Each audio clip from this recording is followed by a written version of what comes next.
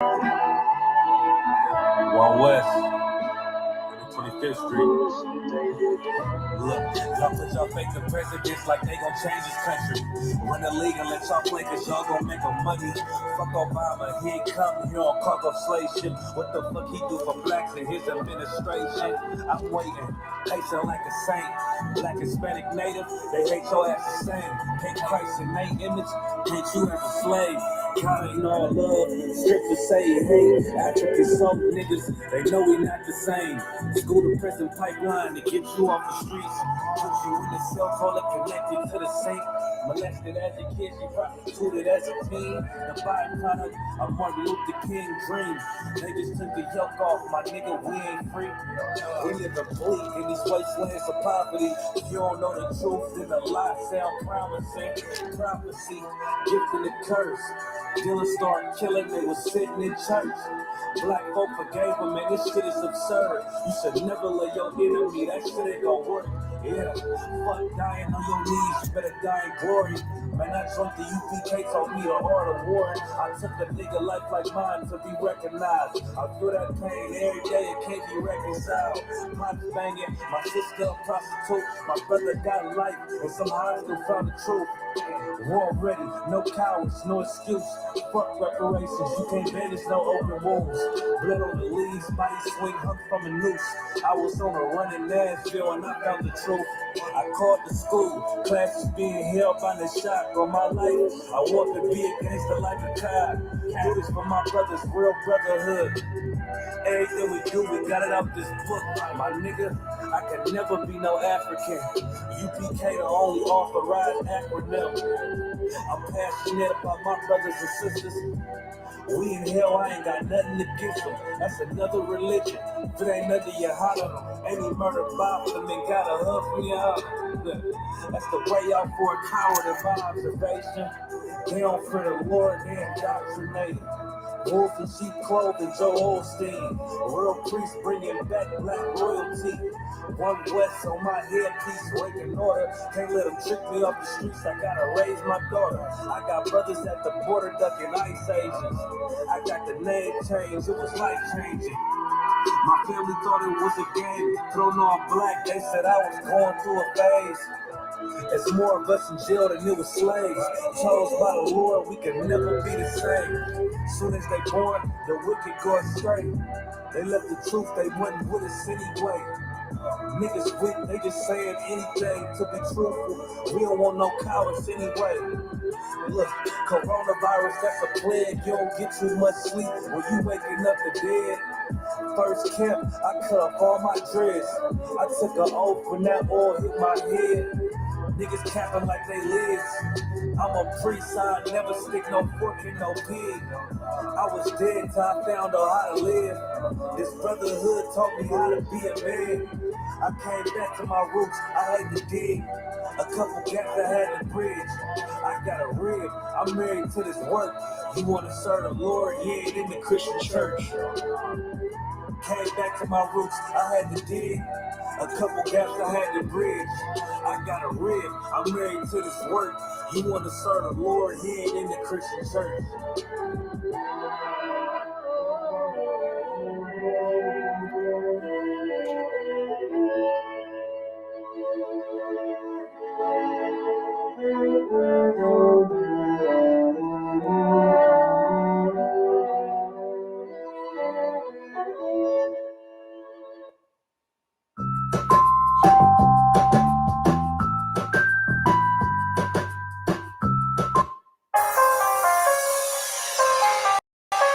Yeah. 140 yeah. Yeah.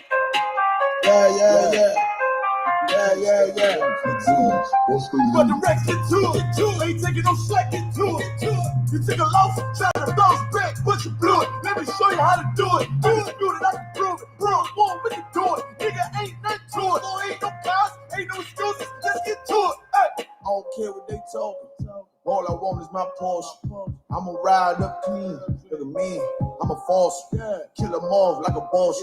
Nigga, you better stop it. I'm all about my profit. I'm shooting off like a rocket. Who got to blow these niggas out the water? He go harder, go harder. Steph Curry, fourth quarter. All I got is my niggas. All I feed is my father. All I bring is that slaughter. Bomb on the Pearl Harbor. He ain't real, he alive. If he real, who am I? Got his ass on the fire. Yippee-ki till I die. Please don't cross the line. Try to stop trying. Bomb shop is wild, wild. I'm on the grind. Let's get to it. Double time and believe. You ain't humming me, nigga. I brought a whole army of niggas. So I ain't move with precision. Follow every order given. Let's get to it. Make it on the shit, get to it. Ain't taking no shit, get to it. You took a loss, try to bounce back, but you blew it. Let me show you how to do it. Undisputed, I can prove it. One, make it do it. Nigga, ain't nothing to it. Ain't no cops, ain't no excuses. Let's get to it. Hey. Hear the truth that I'm speaking. Gotta hate for no reason. You probably don't understand. That's why I got the master plan. And all the power in my hand. Sling the shit on demand. You better watch who you stand. You get flamed up and ain't changing up for nobody. Tell warfare what you know about. This ain't a rap, this a message. And it will be respected. Fake niggas like a virus. A lot of niggas infected. I came to correct. Brought a whole bunch of soldiers. They moving my discretion. We the rivers in the inch. All the niggas in the exit. Them niggas get the sprinting. I demand your attention. Solid nigga, I ain't folding. Pushing on nigga, hold it. Nigga, look how I'm rolling. Short check my demeanor. He's smooth, but I'm cleaning. Flow like Aquafina. Hit him on the Serafina. Hold up. Yeah. I gotta deliver. I'm about to have a baby. But I still wanna baby. Let's get to it. Nothing comes to a dream. I'm strictly getting. Ain't all about the business. Rock solid every link. You came to make friends. I came to make a killing. That's why I'm gonna kill it. These niggas hurting. Ain't why I'm fishing, nigga. You need a healing. I know you can hear me. I'ma bet you a rookie. And Kanye, you a Donald Trump, I'm a pussy. I'm a king, you a cookie. Ain't nothing you can tell me. I'm too ready. Let's get to it. Hey, Shalom Israel. This is the Israelite School of Universal Practical Knowledge. Started out of 1 West, 125th Street, Harlem, New York, under Commanding General Yohana, where since 1969, we've been teaching Blacks, Hispanics, and Native Indians their true culture and identity according to the Bible, that they are the descendants of the Israelites, man. You know what I'm saying? The 12 tribes of Jacob, whose name was later changed to Israel, man. You understand? This is ISUPK, Killeen, Texas. I'm Precinct Officer, you know what I'm saying, Tapazar, man. You dig what I'm saying? This is the Wednesday night law class. All right, let's clap it up, man. I want to go ahead before we get started and give a courtesy salute, you know what I'm saying, to the brethren. Shalom, Yahweh, Shem Yahushua, Barakathum. And to the sisters, Shalom, Yahweh, Shemalatham, Shem Yahushua. You understand? If you have any questions, if there's any questions, go ahead and put them in the chat. You understand? And we'll go ahead and address those first. And so we'll give a little bit of time for that. But if not, you know what I'm saying, we're going to get into the topic. You understand? You know what I mean? So, you know what I mean? I hope everybody's enduring, fighting their demons, you know what I'm saying? Taking those check-ins and, you know what I'm saying, moving forward. Because that's the only way you're going to really, you know what I'm saying, flourish or thrive in this truth, man, is being able to take correction. You understand? That's what this life that we live in oppression and coming to the truth, you know what I mean? It's about getting to, like the priest said yesterday in the brotherhood class, you know what I'm saying, the Bon Zion. You got to get that bitter before you get to the sweet, man. You know what I mean? Man, living in this hell, man, living in America, you know, all we looking for because of all the bitterness, the bitter waters that we've been given to drink, you understand? All we looking for is sweet things, man. You know what I mean? We look for sweet escapes, you know what I'm saying? You sisters know what I'm talking about, you know what I mean? You get off of work and you run that bath and you put in that Calgon taking you away.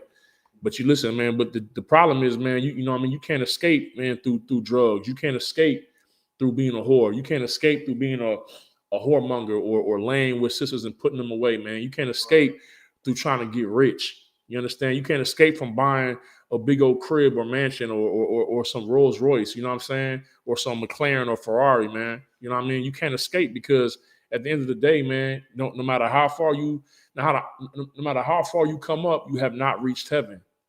You understand? You still in hell. You still waking up in hell, man. You understand?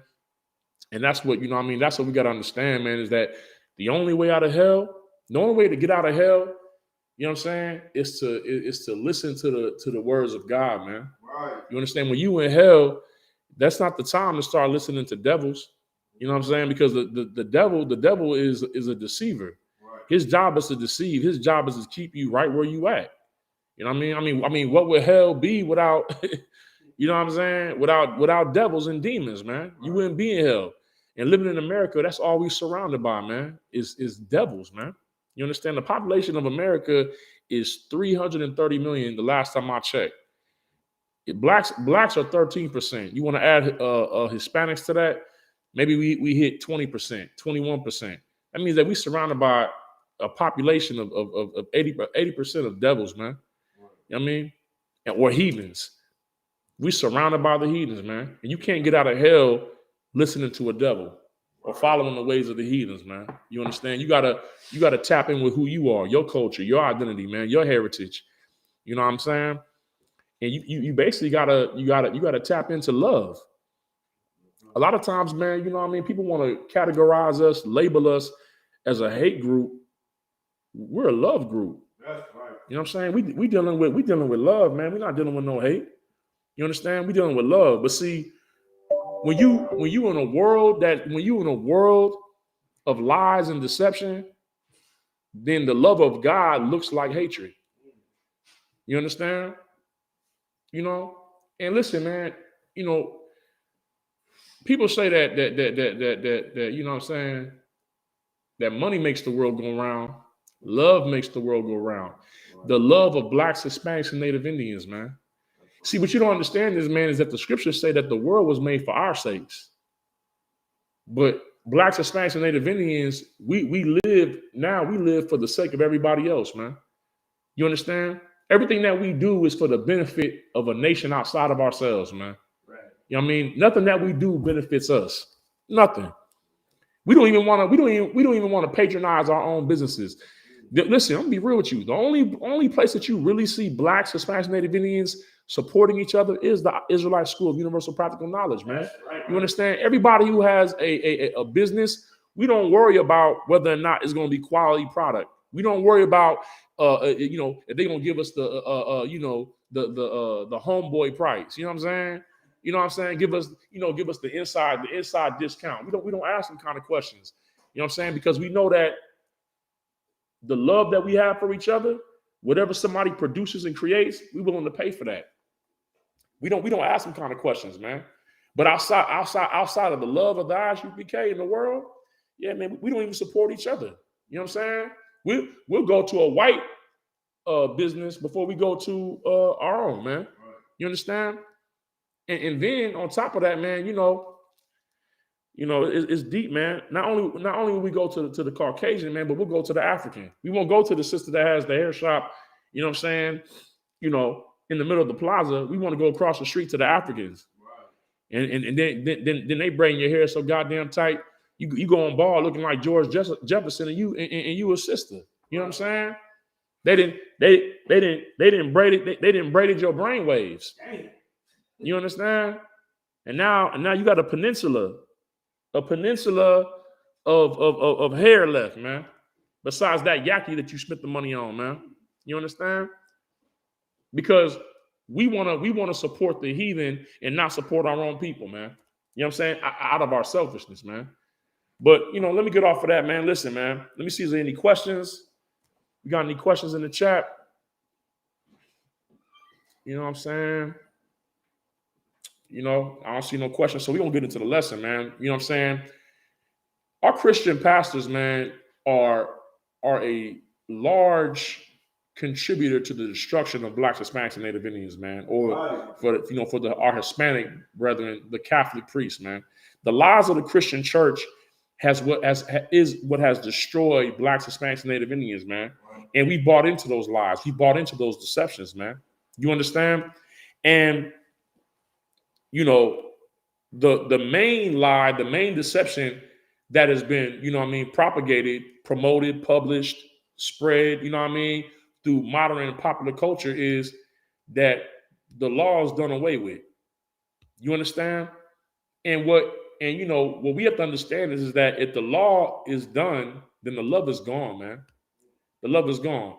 And we know about that, man. You know what I'm saying? When the love is gone, you know what I'm saying? Usually between a parent and a child, it takes a lot for the love to be gone, man. You know what I'm saying? Parents, the love of a parent to a child is a deep thing. Unless there's been some type of significant trauma or mental illness or mental disturbance, you know what I'm saying? You know what I mean? To where the parent is cold to the child. But usually it takes a lot for a parent to stop loving their child, man. You know what I mean? And so I'm not talking about that kind of relationship. You know what I mean? You know, even the relationship between brothers, man. You know what I mean? Brothers, you know, we disagree. We bump heads, get into it. But it takes a lot for a brother to stop loving his brother, man. You know what I'm saying? To stop dealing with his brother. But you know the relationship that always seems to drop the quickest. It's the love between a man and a woman, man. You know what I'm saying? When that love is gone, you feel that, man. You know what I'm saying? When that love is gone, man, it's cold outside. Right. We out here in Killeen, Texas right now, man, in the state of Texas, man. And I believe it's 25 degrees outside, man. Right. Texas ain't used to that, man. We used to that heat. We used to that sun, man. We used to that warm sun and that dry heat. But right now it's cold, man. And when it's cold, you don't want to go outside. You don't want to do too much of nothing. You don't want to move, man. And that's how it is with a relationship, man. When that love is gone, ain't too much moving. You know what I'm saying? The food don't taste the same. You know what I'm saying? When the love is there, everything is good, man. It's like the lights is brighter. The music is hitting just right. You know what I'm saying? Everything smell good. You know what I'm saying? Everything tastes better. You know what I'm saying? You know, the little things become big things. But when that love is gone, man, it's something that get dry. You know, the experience that you had before just ain't the same, man. And really the only type of feeling that you're left with is to leave. Right. And see, that's what the Christian church has done with the nation of Israel, man. Blacks, Hispanics, Native Indians, man. They told us that the law is done away with because they want that love to be gone, man. And what love is that? Listen, let's start it off, man. I need one of my priests, man, up in here, man, to give me 1 John 5:3, man. You understand? Because they want you to believe that the law is something separate from the love of God, man. When the law is the love of God, man. You understand? It's the proof that God doesn't change, man. Because if God's law changes, then his love is changed, man. You understand? You know, then listen, if the law is done away with, then his love for Israel is done away with. And that's the deception that the nations who have conspired against us, that the name of Israel would not be remembered anymore. That's what they want you and I to believe. That's right. You understand? Because without the love of God, then who are we in this world? Right. You understand? If God is not on our side, man, then everybody can be against us, man. You understand? But the truth is, he is on our side, and who can be against us? Right. You understand? Who can separate us from his love? How you should really read that is who can separate us from his law? Right. You understand? This was given to us as, before we got into this time period where everything is being digitized and NFTs now in order for you to hand something down to your kids, it's going to be through digital assets, man. But at one point in time, man, you would have physical heirlooms, man. You would have things that your great grandparents passed down through each generation as an indication of who they were and as a reminder for their future progeny, their future generations to know who they were and know where they come from. You would call it an heirloom. You know what I'm saying? Something that had great value and significance and importance that was meant to be as a token of remembrance for generations to come, man. Right. This is what the law is to Blacks, Hispanics, and Native Indians, man. Right. It's the heritage, man, that the Lord gave us, man. And it's what separates us from everybody else, man. You understand? If we don't have, if the law is done away with, then Israelites don't have anything. Because what do we have right now living in this hell? What can a Black, Hispanic, Native Indian say that they have that means anything in this life, man? What rap? Is that it? What salsa? Bachata? You know what I'm saying? What these little cultural tokens that everybody takes and exploits for their benefit and spreads it around. like a goddamn hot potato? Huh? This law, not only does it separate us from the heathen, but it's the seal of our rulership, or of our right to rulership in this earth, man. You understand? Salaki, priest, if you got that for me? John, this is 1 John chapter 5, verse 3. Mm-hmm. For this is the love of God. What? This is the what? For this is the love of God. So you have this man of God, man, John, writing this letter, man. You know what I'm saying? To the Israelites, to Blacks, Hispanics, and Native Indians, man. And he's defining what the love of God is. And it's important that we understand this, because a lot of times, man, through time and translation, things get redefined. You know what I'm saying? Listen, at one point, Salaki, what was that word, man? It's at one point the word gay meant happy. And you cannot be happy being a homosexual, man. You understand? Not if you're a Black, Hispanic, or Native Indian. If you were Caucasian or any other nation, you could be extremely happy being a homosexual or a lesbian. But as a Black, Hispanic, or Native Indian, if you are gay, then you are under the curses and the punishments, man, and you will experience the wrath of as the children of disobedience, man. Because we received the law that is not the culture and the way of life for Blacks, Hispanics, and Native Indians, man. You understand? But over time, that word changed, man. That word went from meaning a state of happiness to meaning a person who engages in homosexual activity, man. Words change. Right. You understand? Over time. And the main word that has been redefined is love, man. So John has to give a definition of what love is for Blacks, Hispanics, and Native Indians, man. Priest, if you could, sir, Baba Bashar. For this is the love of God. That we keep his commandments. That we forget his commandments. That we keep his commandments. The law is done away with. That we keep his commandments. He said, this is the love of God, that we keep his commandments, man. You understand? Now, love can mean a whole lot of other things in the world. You know, I know back when I stayed, you know what I mean, up top, you know what I mean, in trade, showing love meant bringing a blunt in a 40. That when you came to, you know what I mean, to the, you know what I mean, to your brother's spot, his crib, if he had the weed, you brought the white hours, you brought the blunts. If you had the weed, he brought the blunts, man. You know what I mean? You brought the shoot. Showing love also meant giving your brother a pistol if he was in a situation and he's like, hey man, look, man, I gotta get down, man. Brother's moving on me. And you hand him a pistol, like, hey man, go handle your business. That was showing love. Right. You giving him the means and the instrument to kill his brother. You understand? In the ISUPK, showing love mean, hey brother, what's the issue? Like, what's the issue that you got with this brother? Y'all can't sit down and talk about this? Let's go ahead and get some witnesses, get a mediator, and bring y'all brothers to the table, man, and see this can get worked out.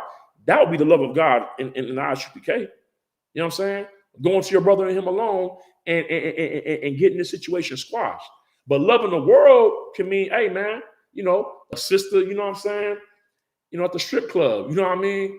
You know, she's shaking that thing and spreading like an eagle. Man, she's showing her brother love. She even asked for a tip yet. You understand? Right. You know, showing love can mean to a heroin addict that if you dealing, you give them a free sample. They're like, oh man, you know what I'm saying? That man, that brother over there, man, he showed me love, man. He gave me a sample pack. Even though that's the means to their death. Right. But the Bible, this man of God, John, is saying that the love of God is to keep his commandments, man. Right. To keep his commandments, man. You understand? The love of God is directly and inextricably linked to the law. So whenever you hear a Christian pastor tell you that the law is done away with, he is trying to separate you from the love of God, man. It's because he hates you. Right. And that's the truth, man. Catholic priests, Muslim imams, Christian pastors, the truth of the matter is, black man, Hispanic man, Native Indian man, they hate you. Anybody who tries to separate you from your power hates you. Listen, what are we marching in the streets for? What are we going to the voting booths for? You understand? What are we on Facebook or Clubhouse arguing with each other about? with these different philosophies and beliefs and perspectives. This is all about power. This is all about us knowing that we don't have power and we're trying to gain power, man. But let me tell you this, the only power for blacks, Hispanics, and Native Indians is Yahweh Bahashem, Yahweh Shah, man. That's it, man. He's the only power for blacks, Hispanics, and Native Indians, man. That's it. You don't have no power outside of that, man. Ain't no power in Bitcoin. Ain't no power in Ethereum. Ain't no power in NFTs. Ain't no power in cryptocurrency. Ain't no power in real estate. Ain't no power in selling Airbnbs, renting them out. You understand? Ain't no power in Turo, renting cars out. Ain't no power in buying some land and building a black community on it. You heard of Black Wall Street, right? Right? Greenwood, Oklahoma. You heard about that, right? They had their own little bit of black heaven. But if you're living in the middle of hell, then you're open to your oppressor, man, who could do whatever he wanted to do. It's stated that historically, the first bombing ever on U.S. soil was by a plane that flew over Greenwood, Oklahoma, man, and dropped a bomb on Black Wall Street, man. That was the first terrorist attack on U.S. soil. But because blacks, Hispanics, and Native Indians are not really considered to be part of this society, 9/11 is marked as the first attack on America. You understand? When in truth, the first attack was on blacks, Hispanics, and Native Indians, man. You understand? That's the truth, man. That was the first bombing. And many more came after that, man. You understand? But if you want to have the protection of the Most High, then you have to have his love, man. Right. A lot of sisters out there, they want love, but they want to live life how they want to live it. You understand? You want a man to love you, but you want to also be able to go to the club and dress like a whore. You understand? How I dress is the outside. You can't judge a book by its cover. It's about what's on the inside. What's on the inside of you is whoredom. That's right. and it's expressed in your dress. It's expressed in how you clothe yourself. You understand? It does matter what's on the inside. And what's on the inside determines your appearance. Right. You understand? How I'm dressed right now, you know what I'm saying? You see these war bands, this crown, you see this gold, you see this grill. This is an indication of me understanding what's on the inside of me, man. And what's on the inside of me is my culture. That's right. The scriptures say, man, that we will reign as kings and priests on the earth, man. That's what sits before you, man. You understand? A priest of the Lord, man. A prophet of the Lord. Under commanding General Yohana, who is under Christ, man. You understand? And you not knowing who you are and you not knowing who you love is why you live the way that you live. That's why it's important in this life of oppression to know who to blame. And the primary culprit, the primary villain is the white man, who is the devil that the Bible speaks of, man. You understand? That's right. But the scriptures say in Revelations, man, that Satan had angels. Right. That the devil and his angels, man. The devil had angels, man. And these angels are your Christian pastors, man, who tell you that the law is done away with. So I get priest. I know I've been going on a ramble. You can read that from the top again. Come on, sir. 1 John chapter 5, verse 3. For this is the love of God, that we keep his commandments. Right. And his commandments are not grievous. His commandments are not grievous. It's not going to kill you not to eat pork, crab, shrimp, and lobster. They got salmon sushi. You ain't got to have tuna. You understand? You ain't got to put pork in your pasta, in your spaghetti. You could use turkey, hamburger. It's not grievous. It's just a choice. That's right. It's a choice, man. You don't have to lay with a man. You know what I'm saying? Have him, what is it? Get that head, that bread, and leave. You ain't got to leave. Sis, you can stay. Right. I know it hurts that man of the Lord has to rule over you and tell you what to do and dictate to you how to move and how to do everything. But listen, that's the law. That's the law. And it's the love of God. Oh, priest, go, yeah, please. If I could, to what you're speaking about, the reason it does not feel good is because of the life we've been living in America. Right. This should feel good if you're a woman to have a man rule over you make sure to designate your well-being. Right. You know, back in the day, they would call them gentlemen. Right. They would watch over you and make sure you were treated properly and fairly in society and Right. protect you and take care of you. But now we have all these independent women who got to run away from serial killers. Good night. And it's a tough situation to be in if you're a woman. But that's your decision, and somehow our sisters are always choosing to be independent, alone, and helpless, and then complain when the man is not there to defend a black woman. Right. The same thing is there for a brother who doesn't want to follow the laws of God and would rather do what he wants to do. When loving God is a great thing. Right. Appreciating God's gifts that he gives to you is a great thing, and all he asks in return is for you to what? Not put a pork chop sandwich in your face. Yeah. Not put some shrimp in your face. You know, they got a tofu, they got all sorts of things out there. Right. You could be living so much more and so many other things in life, but you decide to do what is exactly contrary to God. That's right. And that's why you hate God and you don't love him. That's right, man. Get that priest a hand, man. Hey, listen.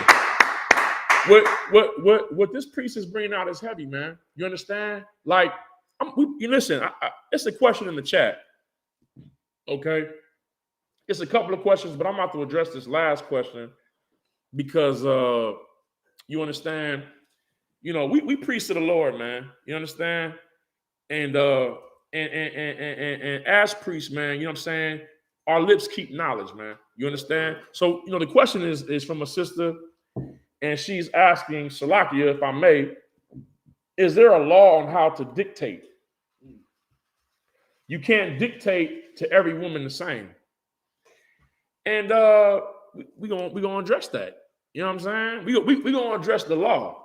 All right, because that's what this is. It's the law class. So, you know what I'm saying? Y'all bear with me real quick because I'm a caveman. I'm getting used to this technology. You understand? But we about to go to the book of Genesis, okay? Chapter 3, and we're gonna go to we're gonna start at verse 13 and we're gonna drop down to 16.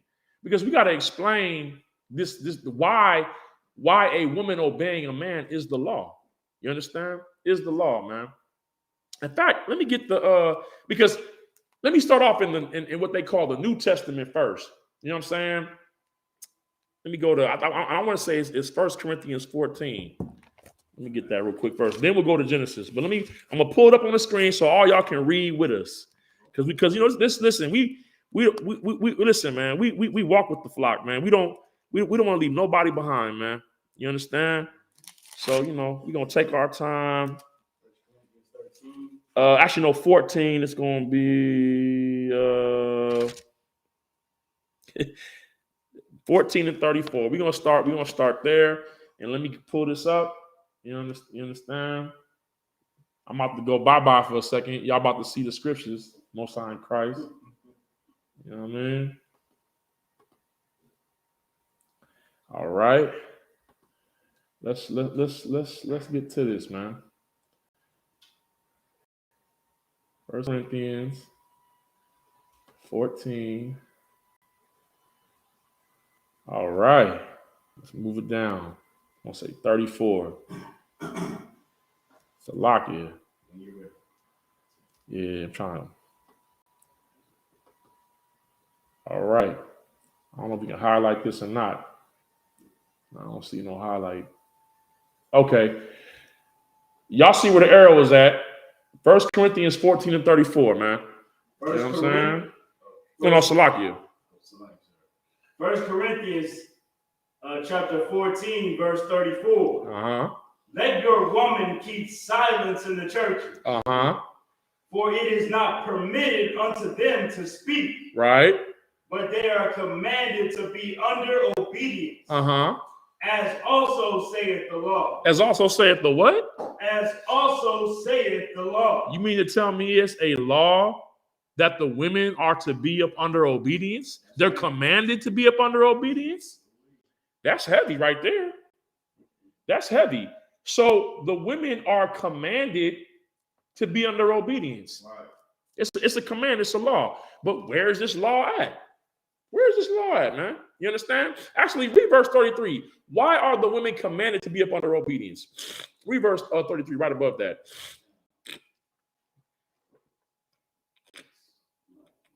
1 Corinthians 14 and verse 33. For God, wait, Mm-hmm. 1 Corinthians 14, 33. That's right. For God is not the author of confusion. He's not. He's the author of order. Right.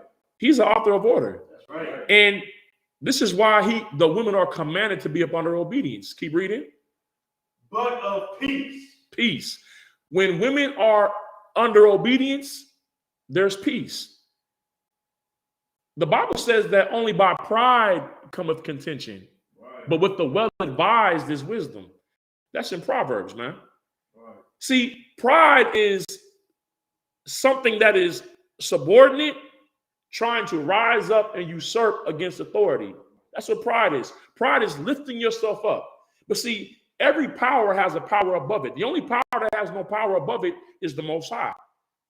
What's the evidence of that? You have 1 Corinthians 11 and 3. It says that Christ is the head of man. So as a man, Christ is my head. He's my authority. But in all reality, Captain Yatazak is my authority. Officer Karab is my authority. Any man that outranks me is my authority. All the way up to the captains, the officers of 5,000, the captains, to the generals, to Commanding General Yohana, to Christ.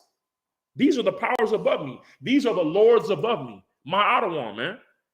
The only way for me to get into contention is if I have pride against the authority above me.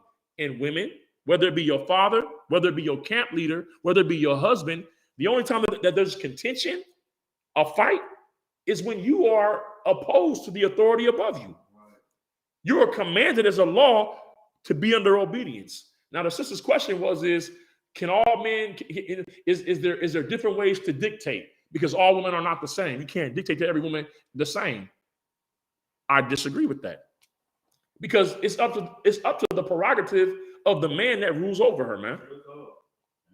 That's it. That's right. And it's also based on the condition of the woman. You know what I'm saying? Listen, the scriptures say that a woman will receive every man, but one daughter is better than another. Now, I don't mean that in the carnal, worldly sense, because women are competitive. You know, if 20 of y'all are having a get together and 5 of y'all come wearing the same dress, it's going to be an issue. Or even wearing the same shoes. You understand? That's not what that's talking about, man. When it says one daughter differs from another, it's talking about the quality, man, of her understanding. You understand? Because it's not about appearance, your physical looks.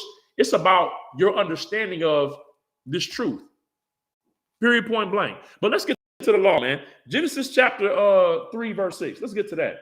You understand? Where in the law, it states that you're commanded to be up under obedience. Let's go to Genesis chapter 3, verse 6, man. Let me get there. You know what I'm saying? Let me get there. Lock you. Ooh-wee.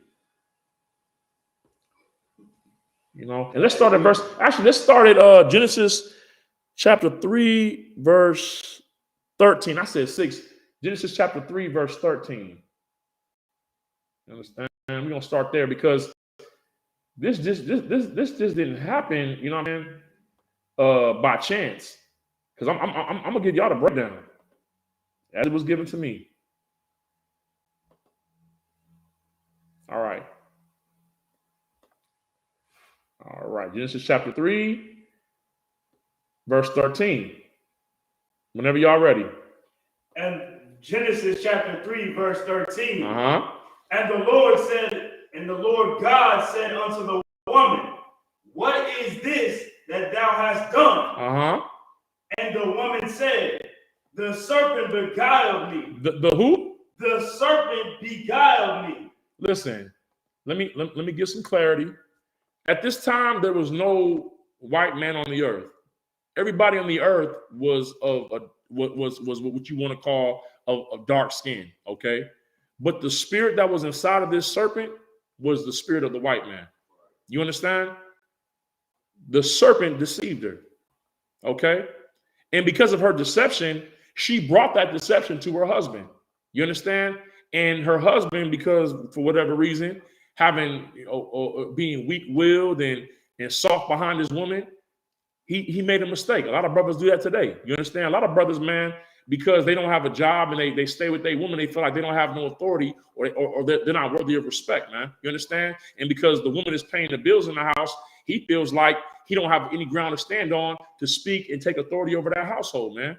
But the scriptures say that sex is marriage. Woman, when you lay on your back and spread your legs and your knees to your ears and let him enter you, he became your Lord, according to the Bible.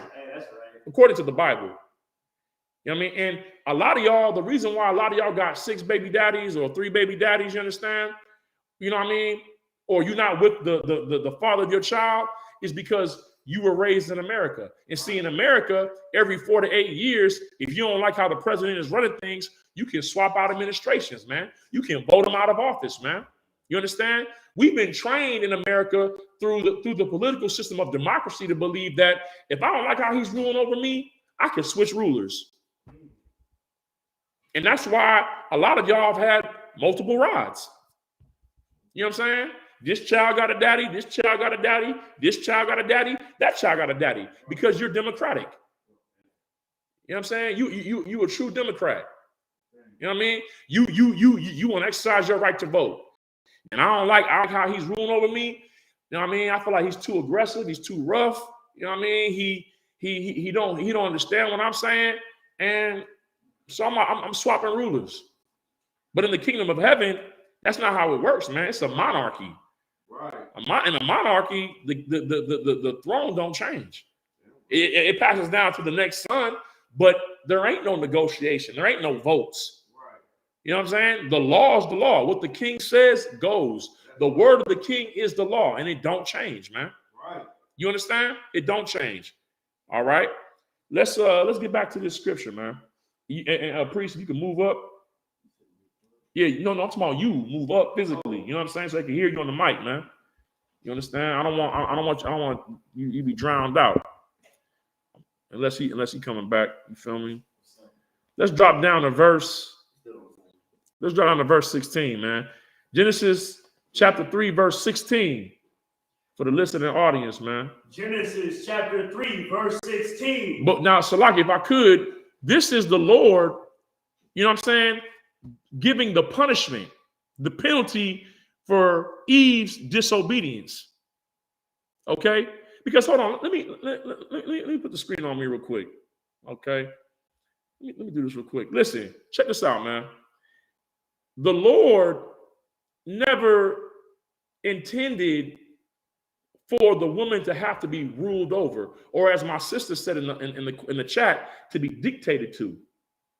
But let me explain why. Because see, here in America, sisters want to be the boss chick. You know what I mean? They want to be the goddess. You know what I mean? They want to be independent of their man. But what the Lord originally designated the woman to be was a helpmeet.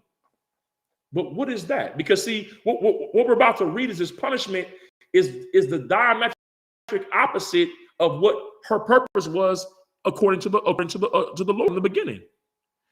Let me explain it. In the brotherhood class yesterday, Priest Abban Zion brought a precept out of I want to believe it was Ecclesiasticus. I want to say 15:11. But it said every beast looketh after its own kind, and every neighbor loves his own. Right? So the scriptures say that when Adam was in the garden and he was working, the Lord said it's not good for him to be alone. So he found him a helpmeet. That word meet is an old Quaker English term for suitable, capable, you know what I mean, competent.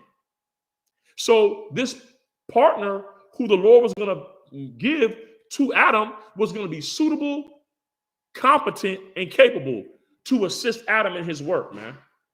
But we're not Christians. When we read the scripture, it's not good for man to be alone. under Christianity, you might think that there was no other women on the planet.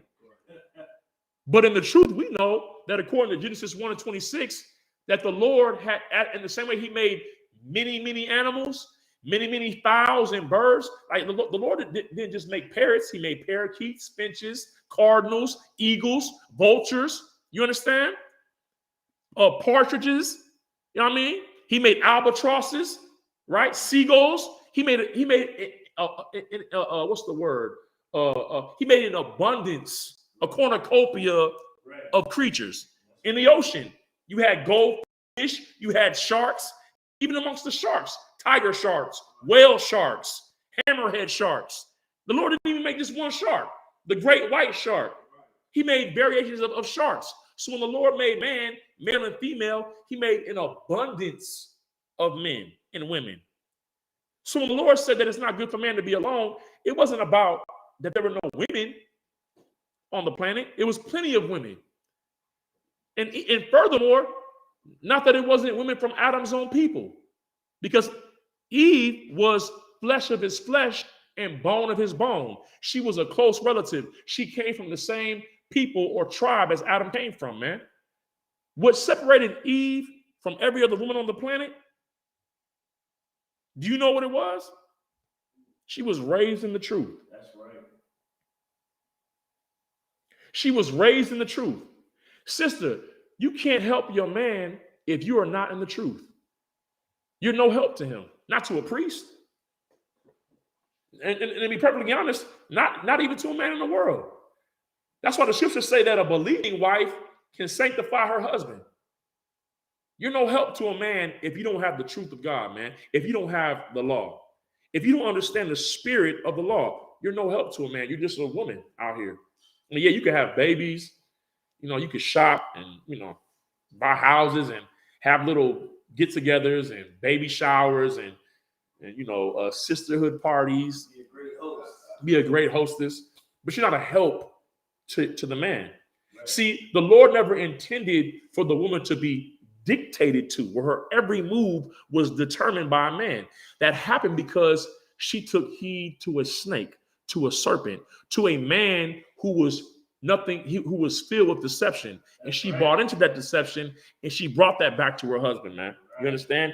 Eve's original job was to be an assistant and a help to her man in the truth.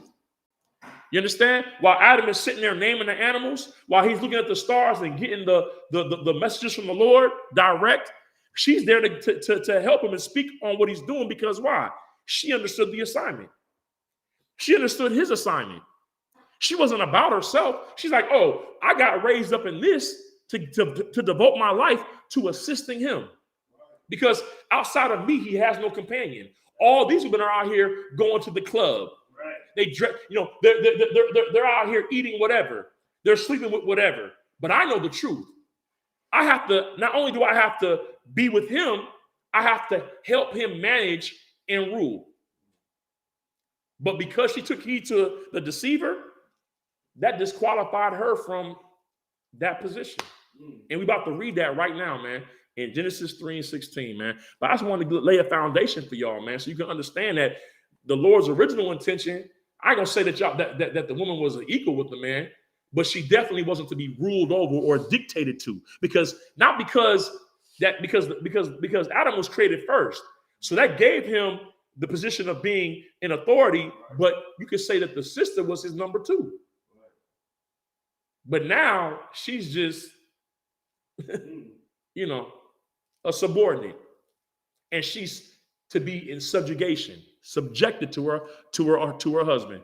Okay, let's go ahead and bring this out, man. Genesis chapter 3, verse 16.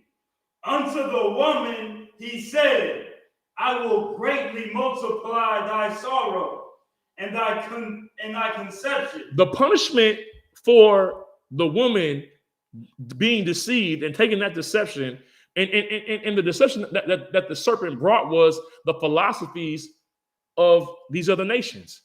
You understand? This was not a talking snake, man. This was a man whose way of life was not what the Lord raised Adam up to be in. You know what I mean? It was cultures outside of what the Lord gave Adam, man. You understand? But she saw it and said, this can make me wise. She wanted to be wise outside of her husband, man. You understand? So because of that, the Lord said, I'm going to multiply your sorrow. I'm going to end thy conception. Listen, listen, sisters, do y'all know what conception is? Conception is the act of having sex. You wonder why it takes you so long to have an orgasm. You wonder why you're not satisfied in relationships. Because it's a punishment. Because you're not on the same frequency with your man as far as this truth. All you're concerned about is yourself and your happiness. Eve was raised up in the truth. She, at first, her duty was to be concerned about what Adam was concerned about. And Adam was concerned about rulership. And when you're concerned about rulership, it's not about you. It's about who you're ruling over. And who you rule over ultimately is who you're serving. You understand? But when you're serving, you have to lay down rules. Parents are servants to their children. Right. Aren't we? We're stronger than babies are, right? We have more strength, we have more knowledge, but they can't change their own diaper. Right. They can't make their own bottle. They can't bathe themselves. So the stronger serves the weaker. That's right. You understand? And when you're in rulership, when you're in authority, you're in leadership, your job is to serve those who are weaker than yourself, man. But that comes through laying down rules. It comes through nurturing and taking care. You know what I mean? You got to wipe their behind, but eventually you got to potty train them. And then eventually you got to tell them how to get dressed and how to tie their shoes. And then eventually you got to give them responsibilities. It's your job to wash these dishes. It's your job to do this laundry. A lot of you mothers, you come at home, you're doing all the chores after you do a full day of work, and you're not teaching your children to take up the slack and burden. That's not the way of the Lord. Right. But then you're mad at your man and your husband because, why don't you help me? You see all the stuff that I'm doing? Use those kids. Because as you are a servant to your husband, those children are a servant unto you. That's right. They need to learn some responsibility and self-determination by being up under rules and doing chores. That's not your man's job. You understand? He's doing the work of a priest. He serves the Lord. The Lord dictates to him what he should be doing, not you. He's not made to serve you. Right. Your children were made to serve you, not your man. That's right. Priest, go ahead. Salaki. If I could, what you're saying is super heavy. Women do this unconsciously. You want to make your man serve you and the children, but then by doing that, you make the children the lords over you and your husband. And that's a precept. Do you want to get that precept for me, priest? That's in the It's in Bible. Isaiah. I believe it's Isaiah 3. I'll read it. Hey, priest, say it one more time for the audience, man, so they can hear. When you don't acclimate your children to take on the responsibilities of the household, and you expect your man to do it instead of them, then you're making those children the Lord over you and your husband. And the woman becomes the ruler over the husband. Right. Because you feel like that little house of yours with those kids is the world. Right. The Lord said that we're going to be priests and rulers of the earth under Christ. In ISUPK, that's what we're fighting for. We're not fighting to serve you. You got it twisted. That's right. You understand? Right. But if you could, man, I believe it's in Isaiah 3. Go ahead and bring that precept out, man. This is what happens when Adam listens to Eve. This becomes a condition of the families of Blacks, Hispanics, and Native Indians, man. It's a video out there, man, on TikTok or Facebook of a brother with his baby mama. He's trying to be happy. He on the camera singing. And she, man, it looked like she done had 3 or 4 of his kids, man. And he just singing like, and he's singing some R&B songs. And she like, I'm a F you up. And she come behind him and punch him in the face, scratching his face. And he's trying to keep singing. Being oppressed by his woman, man. She being a hellish monster, man. Because that man is trying to be at peace and be happy, man. Listen, man. Sister, let me tell you something. You mad at your man, but you should be mad at the white man.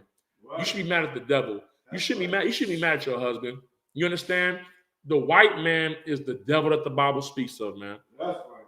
And what's happening is that, like it says in Galatians, You become an enemy to your man because he's told you the truth. You become his enemy because he tells you the truth, and you love the lie. And because you love the lie, you love the maker of the lie, man, which is the white man. You understand? You may say that you know Jesus is black, but in your heart, Jesus is white. You also Kodak Black. You know what I mean? You know what I'm saying? He say, when you see me, I'm a white man. When you see me, I'm a white man. I'm sitting there watching this brother like this brother is destroyed. When I rap, when you see me, I'm a white man. You know Christ is black, but in your heart, he's a white man. You know how I know that? Because you want to argue with your husband. You want to argue with your Ottawa, man. You don't want to be forthright and tell him the truth, man, because you aren't dealing with the truth. Just like Eve wasn't dealing with the truth. She was raised up in the truth. Yeah, she wrapped her head. You know what I mean? She made her little Facebook post and said this, that, and the third. She got the likes. You know what I'm saying? Right? And she told herself, I'm in the truth. But your action says something else, man. A tree is known by its fruit. You understand? Now, I'm not saying that you're not a mango tree, but your mangoes are not ripe. When I bite into it, it's sour. You understand? Because good fruit, it takes time to develop. And it's okay. A lot of y'all are babies. This is not to demean you or make you feel like that you're on the right path. For all you sisters in ISUPK, you are the princesses, the rubies, the gems that the Lord has set apart, man. You understand? You keep enduring, you keep coming to class, you keep doing this work. But understand, putting on an outfit and a costume don't make you righteous, man. Really, it's taking the check-ins. It's taking the check-ins and enduring, man. It's enduring that pain of being corrected because your mom and your daddy made you feel like that you fart, I don't know, brown sugar or something. You understand? That your doo-doo smell like roses or something like that. You understand? What's that poem? Girls are made of sugar and spice and everything nice. No. Living in this hell society, y'all been made into monsters. Right. You know what I'm saying? It's like that movie Gremlins, man. Y'all, you all sweet and cuddly at first, a little gizmo. Right. But the Christian church and your Christian pastor, and your parents teaching you about birthdays, and it's all about you, and you got to go be this independent woman in college and get this degree and become, you got your high heels on, you're taking photos of yourself every goddamn day. Everything you cook, you want to post. You understand? You're lonely and you want attention, and that makes you into a gremlin. Right. You know what I'm saying? Now you running with a pack of other gremlins, and you just tearing things up, man. You understand? But guess what, man? The Lord told us to go and take you and make you wise. To turn you monsters into wise, man. You understand? Real talk, man. Real talk. Real talk. Go ahead. You know what I'm saying? It's so heavy what you say, sir, because you watch Cat play, the Cat broke down. He said a woman should be happy that a priest chose her. You know what I'm saying? Because like they all wait, you American. They taught sisters how to be a doggone demon, man. How to be a doggone dragon. And we got these brothers in ISUPK that really look out for the sisters. You know what I'm saying? We correct them. You know what I'm saying? They should be happy that a nigga like, I'm saying, a priest of the Most High, you know what I'm saying, chosen. You know what I mean? Let me say this. The sister who asked that question about is there a precept or a law on how to dictate? That was an excellent question. You asked a great question. The Lord, man, give me Psalm 147. What is that? 17, 18, or 18 and 19? Well, you get it. Come up here, priest. You get it, because y'all holding that Genesis 3. You get it.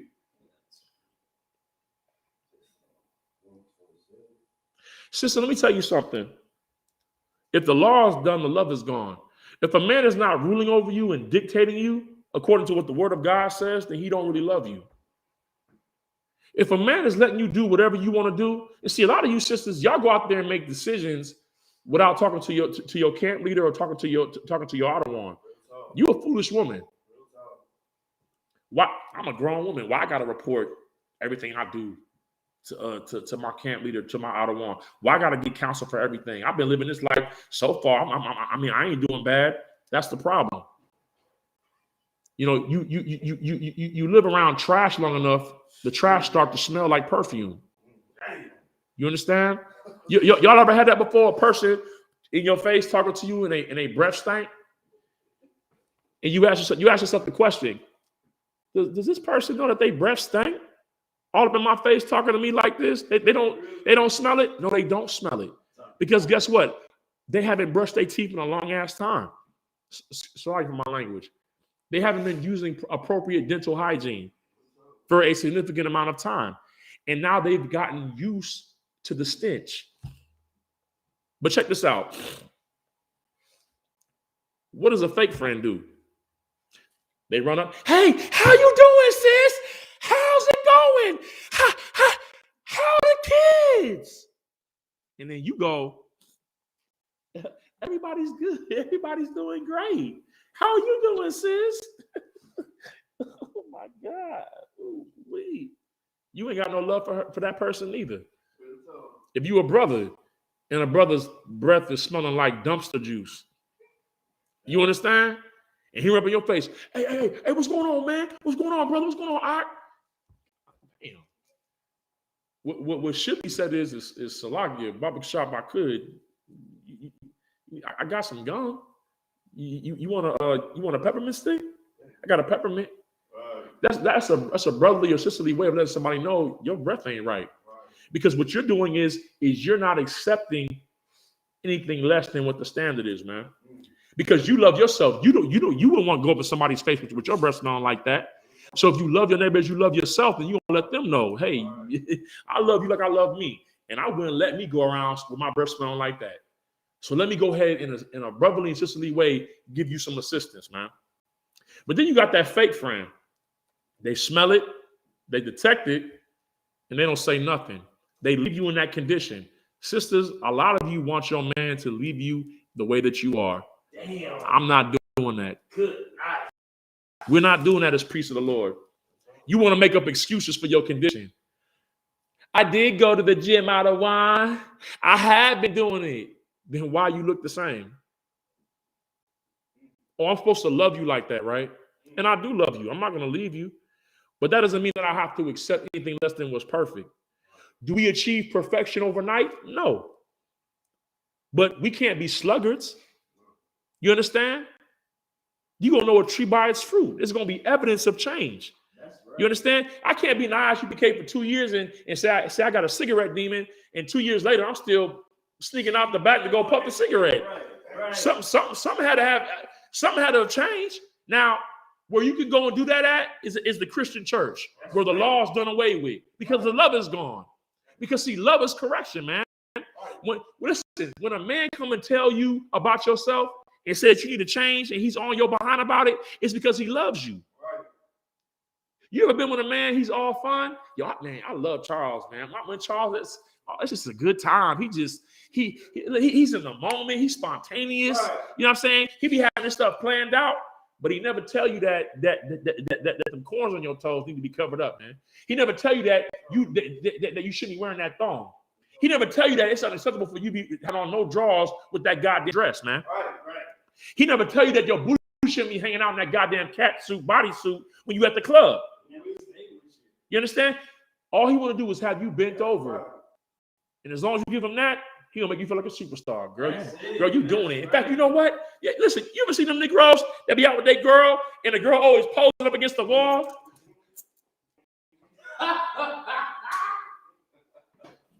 Hey, right.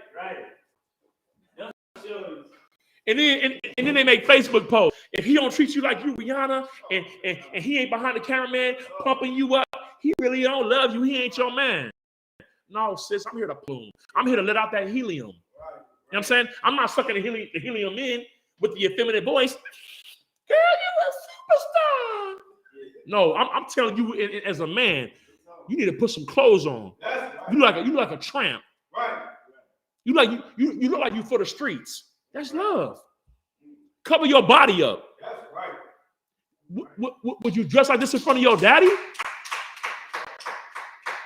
You ain't my daddy. I got a daddy. Apparently not. Right. The way you act, you ain't showing like that you got a daddy or a daddy that loved you. And if he did love you, you dishonoring him right now with your activity. Oh, daddy know you over there blowing rods? Daddy know you had a man. Salakia, let me not go there. I'm gonna go there. Daddy know you had a man blowing you from the back and you was blowing rods from the front. You was getting DP'd. Daddy know that? Huh? Daddy know you had a woman eating your box out? Daddy knows that? Right. You honoring daddy like that? Right. Talking about it, you ain't got no daddy. You need a daddy. That's why the Lord put us in your life, because you need a daddy again. That's right. The truth of the matter is, you in your goddamn second childhood, man. That's what it is. You in your second childhood, and you didn't listen the first time, so the Lord is trying to give you a second chance before he destroys America and you destroy with it. Right. But you free. You're in your liberty. You have the liberty to do as you please and do what you want. You ain't got to listen to a priest. You can be wicked and depart. That's right. You can be unbelieving and depart, because the Lord has called us all to peace. But if you want to be in the truth and endure, then you have to take the check-in. Right. Because when the law's done, the love is gone, man. That's right. If parents cannot love their children if they are not imposing discipline upon them, you don't love your kids. The Bible says if you don't chastise your child, that you hate them. That's in the scriptures, man. Right. Lack of the law is hatred. That's why the white man gives you the freedom to help your child. He gives you the freedom to say to your son, you ain't got to be a boy no more. You can cut your rod off and be a girl. Because listen, it's hard being a man. You know what I'm saying? It's standards for a man. You could be a girl and get what you want. As a matter of fact, you could be a girl and retain the strength of a man and compete in girl sports. Because you don't want to be a champion amongst men. You want to brutalize and injure women. Because you can't stand up with a man and be great. Right. You got to stand up amongst women and be a bitch. Salakia. Right. Priest, you had anything? Nah, I was going to say what you're saying. What you're bringing out is so heavy on so many levels, man. Because you realize as a man that the power in the black community, if you're a black man or Hispanic or Native American man, is if you're a woman. Right. And that's why you choose to be a woman. That's why you choose to act like a woman. That's why you choose to pick the side of a woman, because you know that socially they have the strength. But let me tell you something. Here in the Israelite School of Universal and Practical Knowledge, we bring all of that strength and power back to where it should be and where it ought to be according to God. Most High in Christ. Back to the men. Back to the men. And when it's back with the men, your sons have their penises intact. Right. Your daughters are not whores giving their bodies up to any man who buys them to drink. And generally, life is much better. Right. Generally, you're much safer. You don't have to clutch your purse at night, wondering if you're going to go out, if you're going to die coming back from Walmart. Thanks. You're walking in accordance to that man who orders you. Whether it be your husband, your father, your camp leader, or somebody that God put over you. That's a fact, man. That's all of what I quoted. And if you're a woman outside of that, well, then you're playing with your life. That's right. That's right. You've chosen another lead. That's right. You've chosen another love. You don't love God like He ordered things. Oh, she loved God. She loved God. She loved the God of this world. Your God is a different God. Your God is Cesare Borgia. Your God is white Jesus. It's white Jesus. It's who Esther had on the wall, man. Good times, man. Damn. And Michael tried to come and tell him, man, that he don't look like us. Not my Jesus. Damn. That's who you love, man. That's who you love. Let's get back to that Genesis 3:16 from the top. We're gonna break this thing down, man. You understand? Genesis chapter 3, verse 16. Unto the woman he said, I will greatly multiply thy sorrow and thy conception. In sorrow thou shalt bring forth children. Let me break this down for y'all, man. In sorrow you shall bring forth children. Listen, this is a heavy precept, man. You understand? The childbirth is supposed to be an amazing moment. You're bringing an entire life from a spirit from the fourth dimension into the flesh, into this realm, right, into this reality, man. And you've done it with somebody that you feel like that you love, that you're connected to forever, that has committed themselves to you until they die. You understand? And it's to build a family. It's to build a network of family and a structure, you know what I'm saying, that can continue on for generations, man. It's supposed to be a wonderful experience, man. You understand? But the Lord is giving out a punishment saying that I will multiply your sorrow in having children. The white man's view of hell is a place that's burning in fire. Right. Imagine you, sis, getting pregnant in hell. You're in a place filled with fire, filled with demons, and you get pregnant. Do you want to have that baby? This is why you have abortion clinics, man. See, they tell you that hell is underground and it's a place that you go to when you die, right? That's filled with fire and flames and you burn there forever. Imagine being in hell and you get pregnant. What would you want to do? Would you want to bring a baby into that? This is the proof that Blacks, Hispanics, and Native Indians are living in hell. That's right. How could abortion clinics be an option if we weren't living in hell?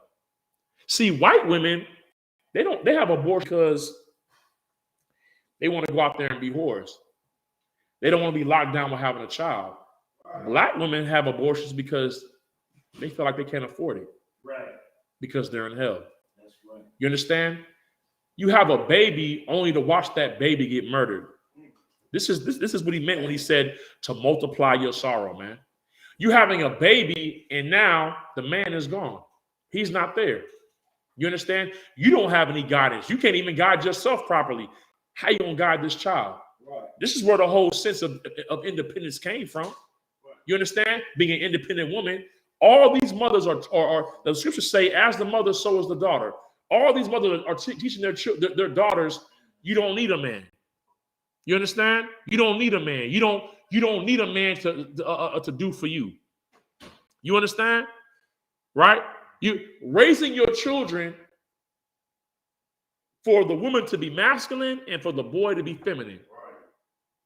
That's why 80% of the college, what's the term? The people who are enrolling, the enrollees. 80% of the enrollees in college are women. Because the women are being pushed to go out and excel, while the boys are being taught to be subordinate to the women. This is the cause for a lot of the conflict between women now with their lords or with their husbands, is because they've been raised that they're to be served. You understand? What's the point of having children when you know your child is going to go out there and go to school and possibly get shot down by the police, right? That he's going to be discriminated against, or he has the possibility of selling drugs or becoming a drug addict. You understand? Our condition in America is hell. This is the curse and the punishment for Black, Hispanic, and Native Indian women, man. I will multiply thy sorrow and thy conception. And in sorrow, thou shalt bring forth children, man. You're going to bring forth children in the projects. You're going to bring forth children on welfare. You're going to bring forth children and have to give them government cheese, man, and powdered milk, man. Or or send them to the store with the EBT card, man. Or have to wait for your tax return check to feel like you got some room to breathe. You understand? You're gonna bring forth children in sorrow, man. You know, multiple baby daddies, and none of them are around. And if they are around, it's like now you gotta deal with the other woman, and it's just stress and drama, man. You understand? In sorrow, man. Keep reading. And thy desire shall be to thy husband. And he shall rule over thee. And he shall what? And he shall rule over thee. This is why, man. The Lord made it a law that the man is going to rule over the woman, man. Because at this point now, where she was to be a helpmeet, raising the truth, now her only desire is a man. That's her only desire, is to have a man. You know, you see these women out here, they're pursuing these careers, they're pursuing the college education. But at the end of the day, what do they really want? There ain't no good men out here. Look, they didn't achieve all these accolades, right? All these accomplishments. Wouldn't you be satisfied?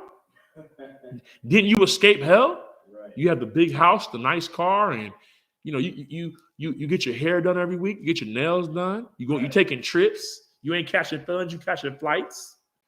What's missing?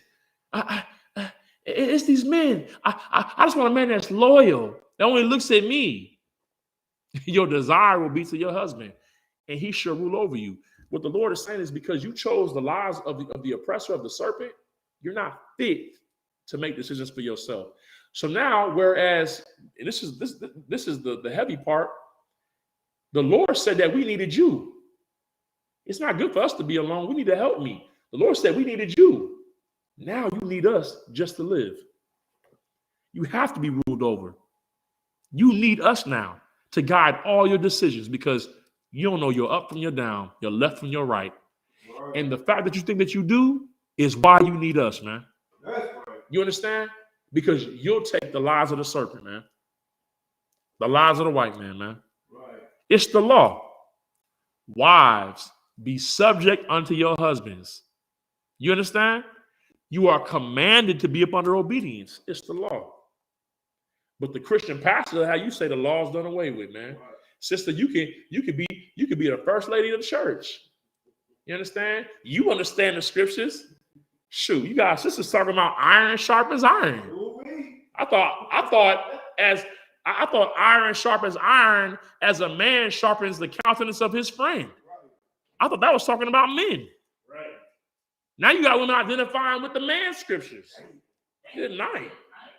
You got men identifying, women identifying as men. Yikes. The scriptures say, even in the punishments that are given out in Deuteronomy 28, you know what I'm saying? It says that that a sister's supposed to be delicate, tender, that her feet aren't supposed to even touch the ground. Sister, you're not supposed to relate to a man on no level. On no level.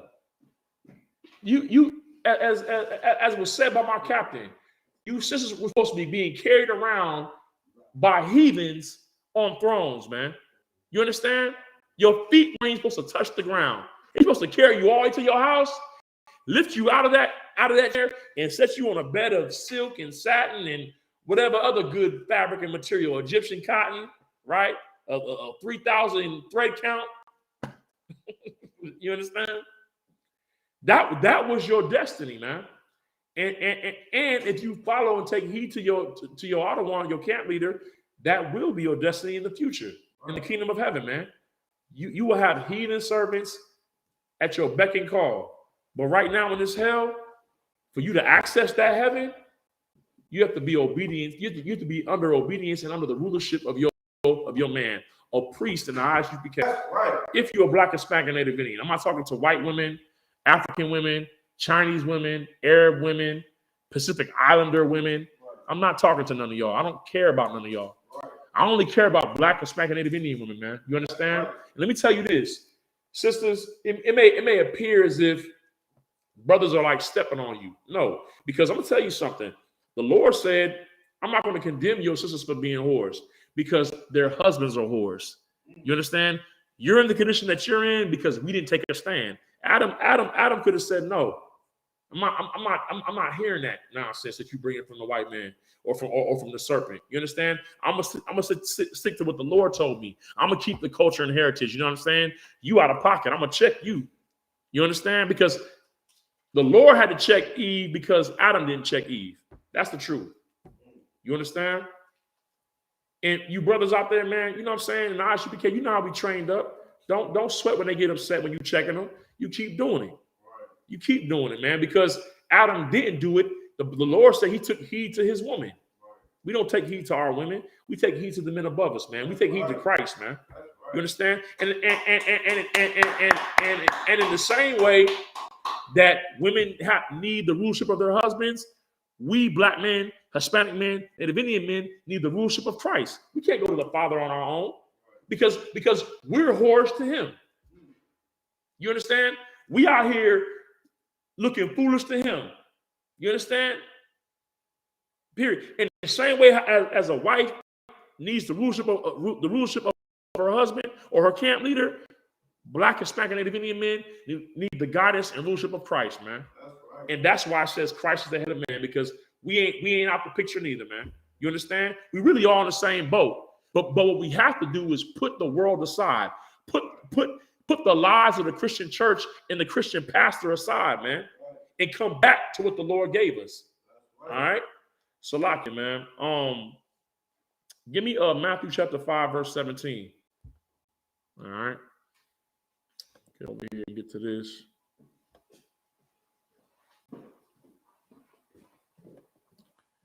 You know what I'm saying? Ooh-wee. This is the book of Matthew, chapter 5. Hold on 1 second, brother. Let me get over here. Like I said, I'm a caveman. I ain't no caveman. The white man's the Salakia. But I'm trying to get used to this right here. You know what I'm saying? All right, chapter 5, verse 17. Let me get down to it. Okay. Good night.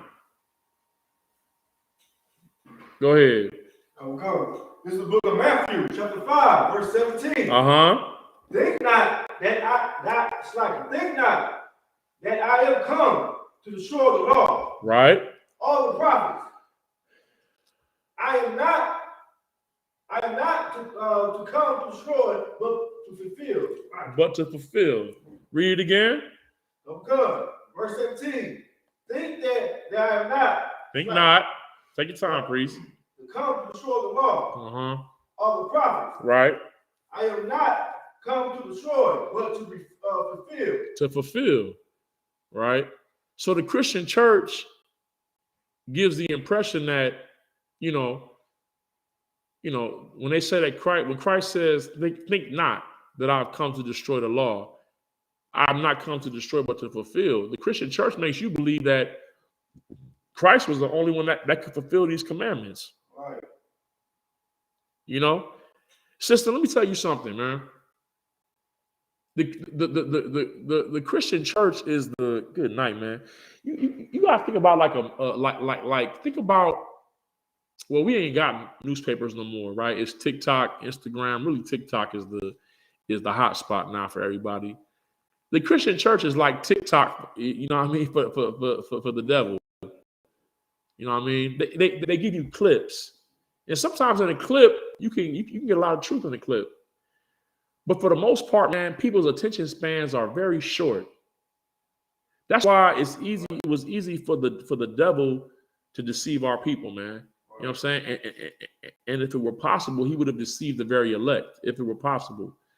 Because the attention span of blacks, Hispanics, and Native Indians is very short, man. It takes a lot to get our attention or to get us moving, because we're bored easily, man. That's why we always seek out the new thing. You know what I'm saying? The novelty, right? The new trend. But right here, he's saying that I haven't come to destroy the law, but to fulfill. But your Christian pastor make you think that Christ is the only one that could fulfill the law. And through that, he tries to separate you from the love of God, man. Right. He makes you feel like you're not capable of loving God. Right. Just let me tell you something. You're very capable of loving a black man, an Hispanic man, and a Native Indian man. And by that, I mean you are very capable of obeying and being under the rulership of your husband and your camp leader, man. Right. You're capable. You can do it. It's not grievous. It's just putting your pride to the side. Right. That's all it is. Just like for us as black, Hispanic, and Native Indian men, when we have men who are greater than us, who the Lord put in authority over us, we submit ourselves. Right. You're not the only person saying "Khan on one Khan." We saying "Khan on one Khan" too. That's right. And so like, let me be careful, but y'all see the gray in my beard. Now, one day you may see me on camera and it's all dark again. That's my prerogative, like Bobby Brown, baby. That's my prerogative if I choose to do so, right? But you see the great now. I'm one of the older men in this zone. But I say kind on one kind to men who are 10, 15 years younger than me. That requires a state of humility. You understand? We have a thing amongst our community and our culture about calling ourselves grown. You understand? Growth is not in physical age. Growth is in, or age is based on your understanding and knowledge of the fear of the Lord. You can't say because you've had 2 kids, 6 kids, you're this age, you've had this type of career that you're grown. Your growth is measured by your understanding of the truth and your application of it in your daily life, man. You understand? And I don't mean the letter of the law, I mean the spirit of the law. Okay? And which is why we have to become as children again, man, and relearn and unlearn what we've been taught and relearn the truth, our culture, our heritage, our identity, man, according to these scriptures, man. You understand? Christ came to fulfill the law. Yes, he did fulfill the law. But what would be the purpose in one man fulfilling the law and everybody else can just throw it to the side and do what they want? Is that love? So you telling me that Christ had so much love that he's willing to keep the law down to the T, right? To do exactly what the Most High required of all of us. He does it and dies, and now I can live how I want to live. That's love? That's the love of God? That this person pays the price and we get off scot-free. Does that make sense? It makes sense in Christianity. Right. It don't make sense in the truth. That's not practical, man. That's not practical, man. You understand? That ain't practical, man. So we about to go ahead and get another precept. You understand? I want y'all to go to 2nd Ezra. That's in the Apocrypha. Okay?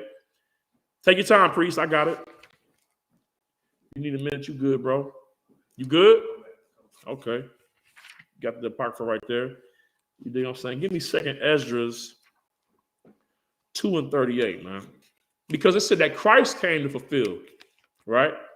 But see, what the Christian church don't tell you is that Christ was meant to be an example for us, man. You understand? To be an example, man. You dig what I'm saying? An example. Give me for 2nd Ezra chapter 2, verse 38. And I'm gonna have you move through it, and you know what I'm saying, a certain way. Go ahead. Oh, come. This is the book of 2nd Ezra, chapter 2, verse 38. I'll rise up and stand. Behold, the number of those that be seated in the feast of the Lord. The number of those that be sealed in the feast of the Lord. The feast of the Lord is the celebration of when the Lord delivers blacks, Hispanics, and Native Indians from this last captivity. When Christ comes into his kingdom, and when his kingdom is established, the 144,000 are ruling under Christ, and we have that new Passover. Because right now we're about to celebrate Passover on April 15th in Cocoa Beach, Florida, man. Celebrating the deliverance of the captivity from our enemies, those dirty, filthy Hamite Africans. Because Israelites are not Africans, you understand? We were sold by Africans to the goddamn white man who's the devil that the Bible speaks of, man. That's right. And the Most High delivered us from the bondage of the Egyptians, man. You understand? And that's what we're celebrating. But in the future, after Christ comes and rains hell on America, and America becomes a lake of fire, and we destroy all the heathens, and we put them up under our foot, we're going to have another feast. And it's going to be our new Passover. And now we'll be celebrating the Lord delivering us from the captivity and the bondage of the North, which is North America. And that's what this is talking about. Keep reading. This is 2nd Ezra, chapter 3, or chapter 2, verse 38. Keep reading. Verse 39. Which are departed from the shadows of the world. Which are departed from the shadow of the world. Those who get to make it to this feast, they left the shadow of this world, man. You understand? A shadow is It's what's casted from the real light. It's like when you're the person. The light hits you and you have a shadow. The shadow is not you. It's just like a casted image of you, but it ain't the real you. You understand? This world we're living in is not the real world. It's a shadow. You understand? It ain't the real world that Christ is going to establish. It's a shadow, man. You ever seen like the horror movies? You see a shadow go through the alleyway. People start chasing the shadow. They end up getting killed. Don't chase the shadow, man. Follow the light, man. The light is the law of the Lord. Keep reading. Don't come and have received glorious garments of the Lord. Verse 40. Take thy number, O Zion. Take thy number, O Zion. And shut up those of thine that are clothed in white. Shut up those that are thine that are clothed in white. Keep reading. Which have fulfilled the law of the Lord. Which have done what? Which have fulfilled the law of the Lord. So Christ fulfilled the law, but the scripture is saying that there are others who fulfill the law. But your Christian pastor tells you that it's impossible to fulfill the law. But here it's telling you that in that day, when Christ finishes his business of subjecting the earth and submitting all things unto him, right? That there are going to be those who are clothed in white, which have fulfilled the law of the Lord. Somebody lying. Somebody ain't telling the truth, man. It's impossible to fulfill the law. You can't do it. That's why Christ came. He had to be perfect because none of us are perfect. None of us is perfect. Give me Matthew 5:48, man. None of us is perfect? Okay. So if only Christ could be perfect, then he wouldn't expect nobody else to be perfect, right? I mean, that makes sense, right? We love Christ. We love Jesus. Oh, Jesus, my sweet Savior. Right? If Christ had to carry that burden for himself, that means nobody else should be expected to be perfect. Right. Go ahead and bring that out, please. Okay, this is the book of Matthew, chapter 5, verse 48. Be ye therefore perfect, even as your Father, which is in heaven, is perfect. Read again. Come. Be ye there perfect. Be what? Be ye there perfect. Try. Be ye there perfect. Put forth your best effort. Be ye there perfect. Christ is telling you to be perfect. And what's heavy about this is that Christ could say, be ye perfect as I am perfect. But he didn't even make himself the standard. Right. Keep reading. Even as your Father. Even as your what? Even as your Father. Even as the Most High Yahweh, who is an authority over Christ, he said, be perfect as the Most High is what? Which is in heaven is perfect. The Most High is in heaven. Now, that's a manifold understanding. Because the Most High is in heaven. That's what we say now, ISUPK is the fourth dimension. That's where the Most High dwells at. Right. But the Most High is in rulership. He's the creator of heaven and earth. He rules over all. There is none to challenge his authority. Right. And he says he's in that position because he's perfect. And Christ is saying, be perfect as your Most High power is perfect. Right. How can you be perfect if the law is done away with? You understand? Yeah, Christ fulfilled the law, but he fulfilled the law to show you that you can fulfill it too. Right. And that's love. That's love. When the love is gone, it's because somewhere down the line, the respect has been lost. Right. You understand? The rules have not been being observed, man. And the relationship, nobody's listening. That's why the Lord said, hearken, take heed, keep my commandments. There's an order in this thing, man. You can't have love apart from order. You can't have love apart from the law. And like I said earlier, man, your Christian pastors, they trying to have you separate from the love of God, man. Because see, When you a person that operates in the law, you don't have to worry about not being protected because you're being lawful. You're doing that which is right. You can expect to be protected. Sisters out there, when you listen to your husband, you should expect him to die for you. You should expect him to lose his life for you because you're doing everything that he says. You're putting your life in his hands. But if you're deviating from what your Lord says, if you're deviating from what your camp leader says, if you're deviating from what the Bible says, it's for the men. How can you expect the Lord to protect you? Why would you expect it? Why would you expect to be protected, but you don't want to be directed? Help me understand. Help me make it make sense. You don't want no direction, but you want protection. Well, I can protect myself. I know how to. I go to the gun range. That's not the protection that I'm talking about, sis. Right. You understand what I'm saying? Where I had you at? Matthew. Keep reading.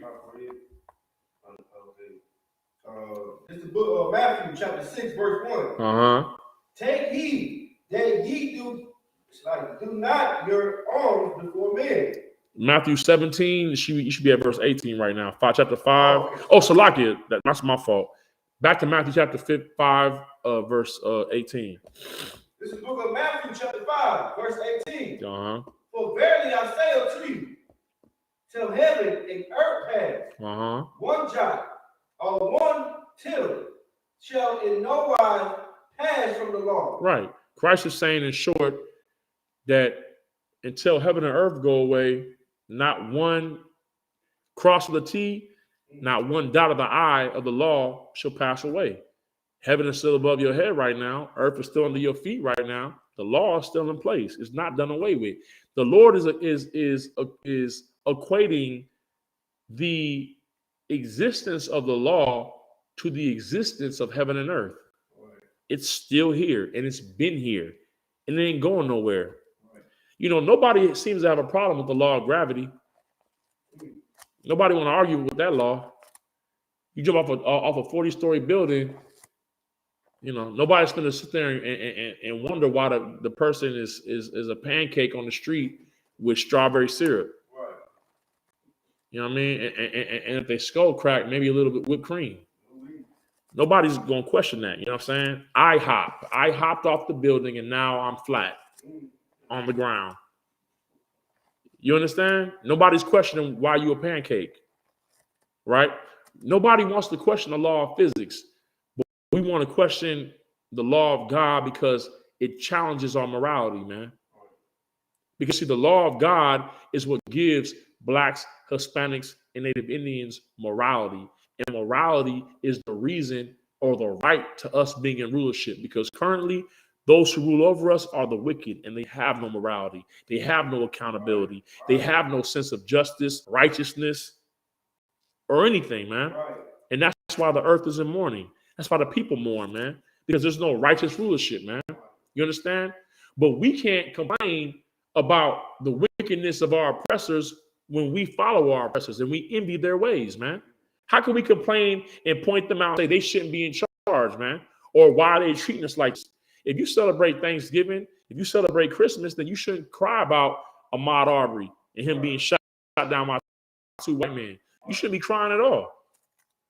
If you celebrate Thanksgiving, you should be thanking God that Ahmaud Arbery was shot down by 2 white men, or Botham Jean was shot down in his apartment by that white woman.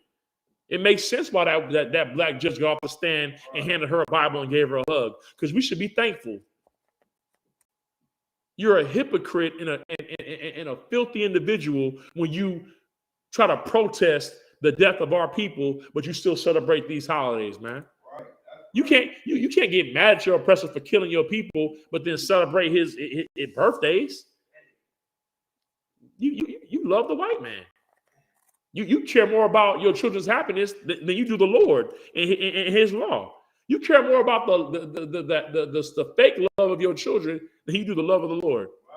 And that's why nothing you do prospers. That's why your life is not real. And it's a fabrication because you don't want to deal with the truth. Okay? Where we at again? Verse 18. Keep reading. Till all be fulfilled. Till all what? Till all be fulfilled. What's all being fulfilled? It's Blacks, Hispanics, and Native Indians keeping the commandments, man. That's right. Keeping the commandments in the spirit of the law, not the letter. It's it's walking in the truth in the spirit. You understand? Christ can fulfill his portion when we fulfill our portion. We're not waiting on Christ. Christ is waiting on us. That's right. You understand? And part of that is the children being in order, but the children can't be in order if the women ain't in order. Right. And the women can't be in order if the men ain't in order. Right. And women, you have a right to say, well, shoot, if the men ain't doing their job, how are you supposed to do our job? I agree. But in the ISUPK, we doing our job. That's right. That's right. We submitted. You understand? We submitted, man. We've submitted to the rulership of Christ.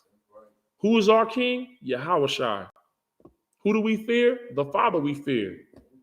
You understand? We've accepted our culture. We out here calling the white man the devil every week, Friday and Saturday, to his face, man. And we out here telling our people to gather themselves together, man. A nation that's not desired. And we're not just talking the Bible, we live in it, man. Right.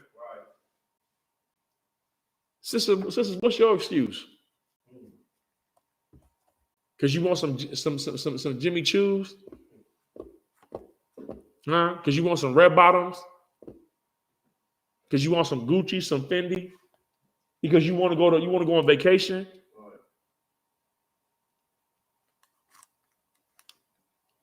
You can't be a help to your man unless you're in this truth. And when I say in this truth, I don't mean just watching classes. Right. I don't mean just wrapping your head up, man. I'm talking about being in the spirit. Right. You understand? If you really want to help your man, you have to be in the spirit. And that's not about trying to be a man. It's about being delicate.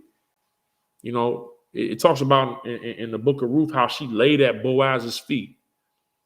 You know, you had Mary, the sister of Martha, who sat at the feet of Christ, waiting on his instructions and ready to follow orders and to fulfill the order, man.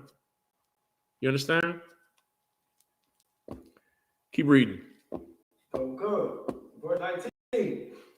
Whosoever therefore shall break one of these least commandments and shall teach men so. And do what? And shall teach men so. Whosoever shall break of these least commandments and teach men so. Who does that sound like? The Christian church. Right. You know what I'm saying? Islam, the Catholic church. Right. Anything that's outside of this Bible, man, the culture of Blacks, Hispanics, Native Indians, right, is teaching men to break the least of these commandments and teaching them to do it. Shall what? And shall teach men so. He shall be called the least in the kingdom of heaven. You're going to be the least, man. And keep reading. But whosoever shall do and teach them, the same shall be called great in the kingdom of heaven. Right, man. You're going to have a reputation. You're going to have a name. You understand? You're going to be counted as one of the faithful, man. A real nigga. Right. You know what I'm saying? You're going to be called a real nigga by Christ, man. That you didn't just talk the scriptures, you lived the scriptures. Right. What do I mean by that? Don't you understand that resisting temptation is not what it was when Christ was alive? They didn't have no cell phone in their hand where you could pull up OnlyFans and porn sites or World Star or Instagram where you seeing all type of behind shaking and whatever. You know what I'm saying? Sin is at the door. Right. It's sin. Shoot, you can DoorDash sin. All you gotta do is put an order in, and it's a knock at your door. It's right there. Right. You understand? So resisting temptation and sin in this generation is completely different than what it was when Christ was talking. And when Christ was talking, it was real. You understand? So when he says for those who teach and do, You teach the scriptures, but you live the scriptures too. You'll be called great in the kingdom. Because in this age, being a man of righteousness, that's what the Lord said. He said, I'll make a man more than fine gold. Because our value, the value of a Black, Hispanic, Native Indian man in this age and time who is choosing righteousness, we're gold, man. Because we are in the furnace, man. We are in hell right now. We are in the fires of hell, man. Choosing to live according to God's commandments, man. And we still dealing with you sisters who are thinking about, date night, bouquet of roses, and I need my time. No, Christ needs his time. That's right. The Bible says that those of you who have wives ought to live as if you had no wife.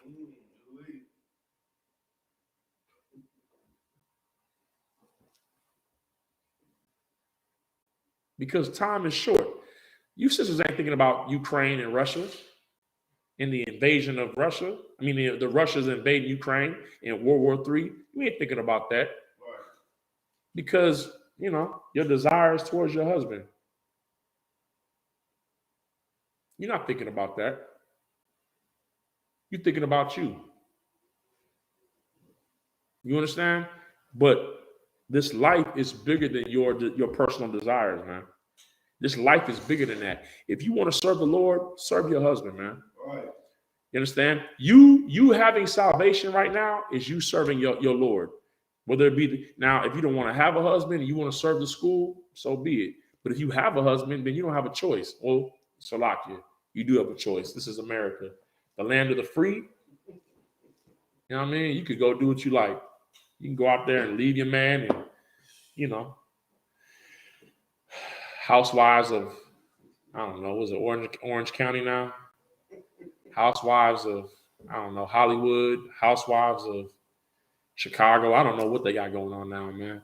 You can live your best life, and you can find you a man in the world, and your daughter get molested, and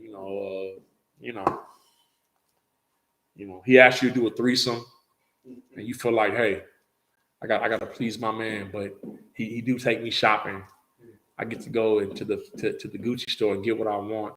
All I gotta do is eat a little box. You know what I'm saying? Make him happy.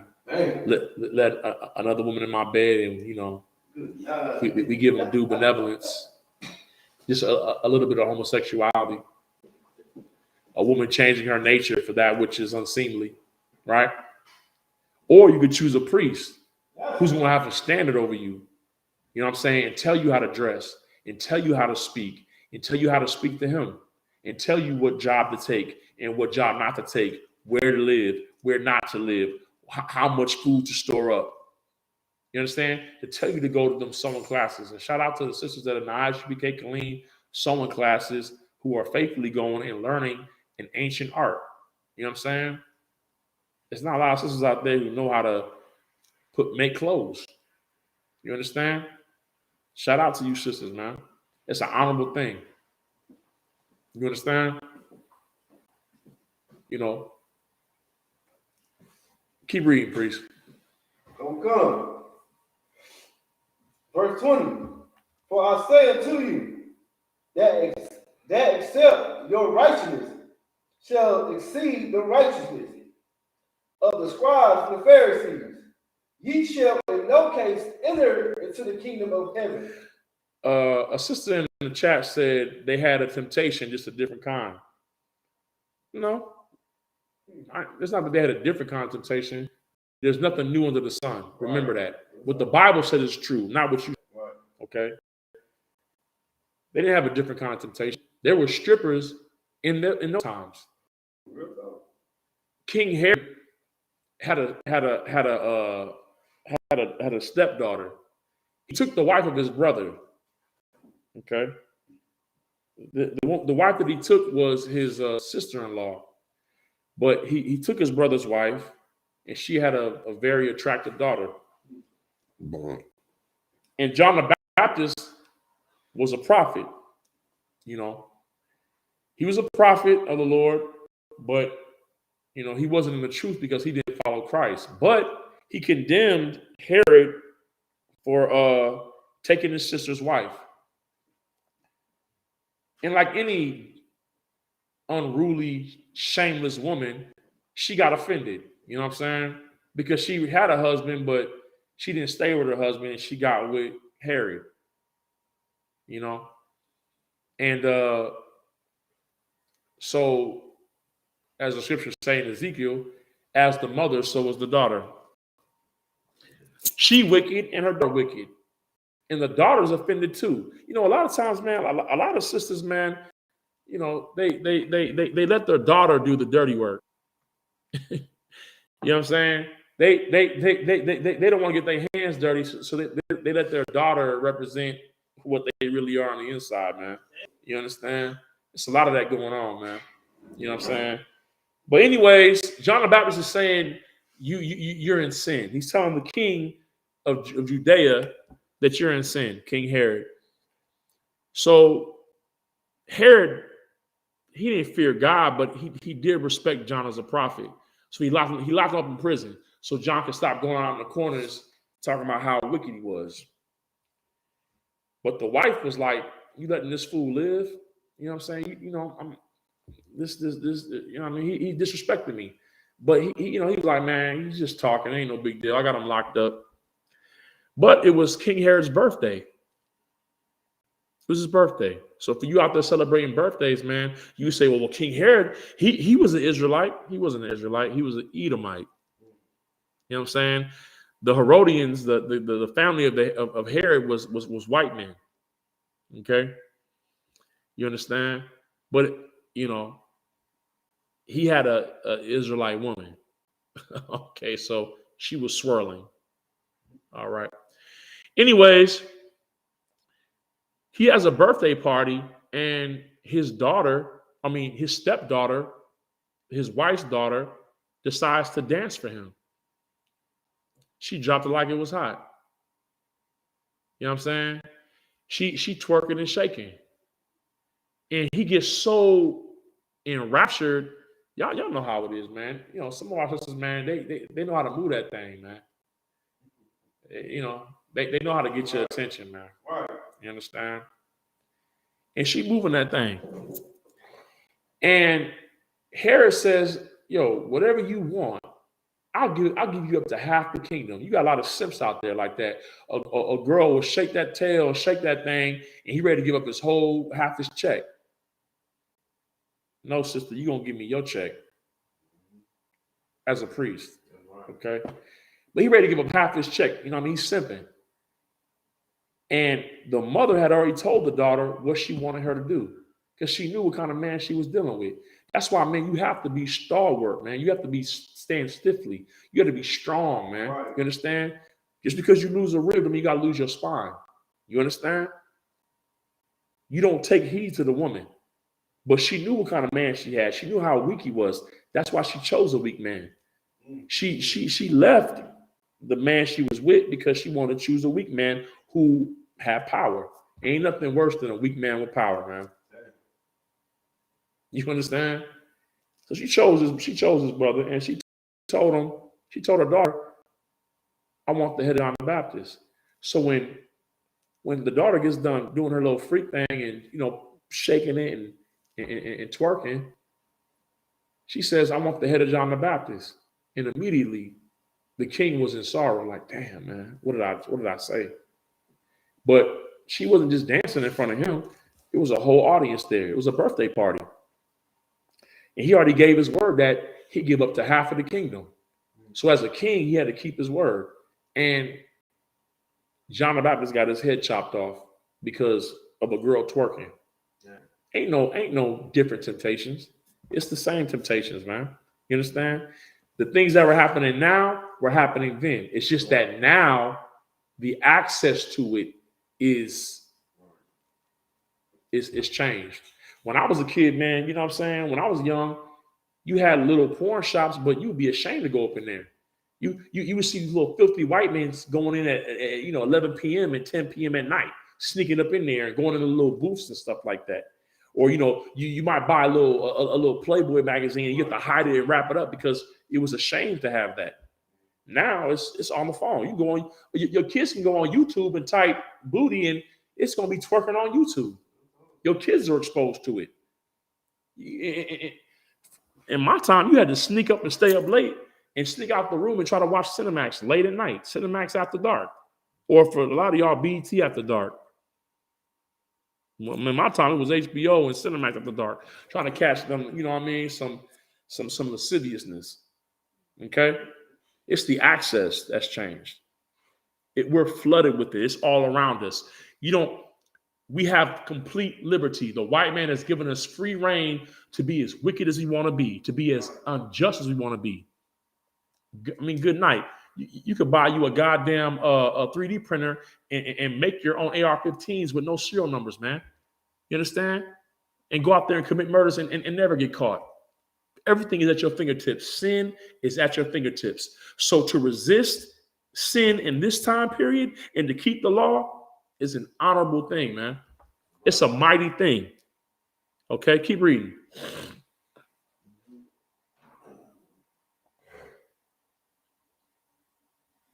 Verse 21.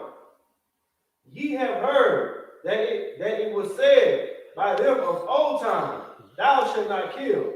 And whosoever shall kill. Oh, Salakia, drop that. Give me because we have the end of this thing. Give me 2nd Ezra chapter 5 and 27. I'm gonna go a little bit over the time, maybe like 10 minutes. And we're gonna move on, man. Listen, you can't separate the law from the love of God, man. The law is the love of God, and I'm gonna show it to you right here. 2nd Ezra chapter 5, verse 27. Go ahead, bring it out. This is the book of 2nd Ezra chapter 5, verse 27. And among all the multitude of people, thou hast gotten thee one people. He said, in the multitude of all the people that he created, back in Genesis 1:26, right? He's gotten him one people. He chose one people out of everybody that he created. Keep reading. And unto this people whom thou lovest. To this people whom he what? Whom thou lovest. He said this people that he chose, he loved. This is heavy. Out of all people that he created, he chose one people to love. This is the scriptures telling you what's going down. Keep reading. Thou gavest a law that is approved of all. So the Lord said that he out of the multitude of people that he created, he chose one people, and his people that he chose, that he loved, he gave to them a law. So the love and the law are synonymous, man. They're connected. Because he loved us, he gave us a law. Because your husband loves you, he gives you a law. In the world, you call love roses and teddy bears and brunches and breakfast in bed.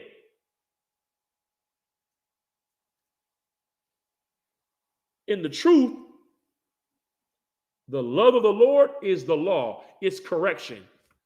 It's a standard. Keep reading. Verse 28. And now, O Lord, why hast thou given this one people over into many? Why are you giving this one people over into many, unto the heathen? Why are blacks, Hispanics, and Native Indians in hell under the oppression of all these goddamn heathens? Keep reading. And upon the one group hast thou prepared order of others. Read it again. And until the one group group hast thou prepared others. Right, man. Give me drop that and give me 2nd Ezra 8 and 29.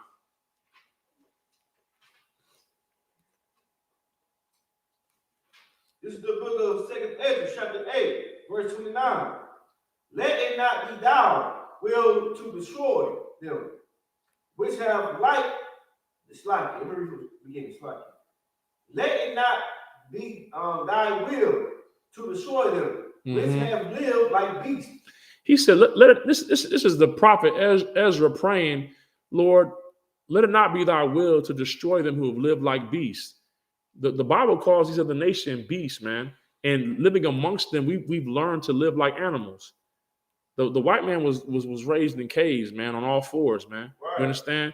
And because he's been our teacher, we've lived like beasts. This is him praying about blacks, Hispanics, and Native Indians in our condition, man. When you go out to the projects, you go out to the ghettos, man, the barrios, the reservations, it seems like our people are living like beasts. When you go into a club, a bar, and you see how we're dancing and frolicking and, you know what I'm saying, and gallivanting and doing all this nonsense, man, we look like beasts. But this prophet is praying, Lord, please don't destroy them who've lived like beasts. Go ahead. But to look upon them that have clearly taught thy law. But to look upon them who have clearly taught thy law. That's the priest and prophets in the ISUPK under Command General Yohana, man. That's right. This prophet is saying, don't look at the people who are out there disregarding what you have to say, but look upon the brothers and sisters in the ISUPK who have chosen to teach thy law, and for you sisters, because you can't teach the Bible, who are choosing to be obedient to your husbands or your camp leader and live by that law. Look on them. Look on them as you would look on the whole nation. The same way the Most High looked on Christ instead of looking at us. Because had he looked at us and I looked at Christ, we would have no help. We would be destroyed forever. Right. Drop that and give me 56. Drop down to 56. This is the second chapter 8, verse 56. Uh-huh. For when they had taken liberty, they despised the Most High. They took what? For they had taken liberty. Liberty. But when they had taken liberty, when they took on the philosophy of America, Right. what's the statue in the harbor in New York? What's it called? The statue of what? The Statue of Liberty.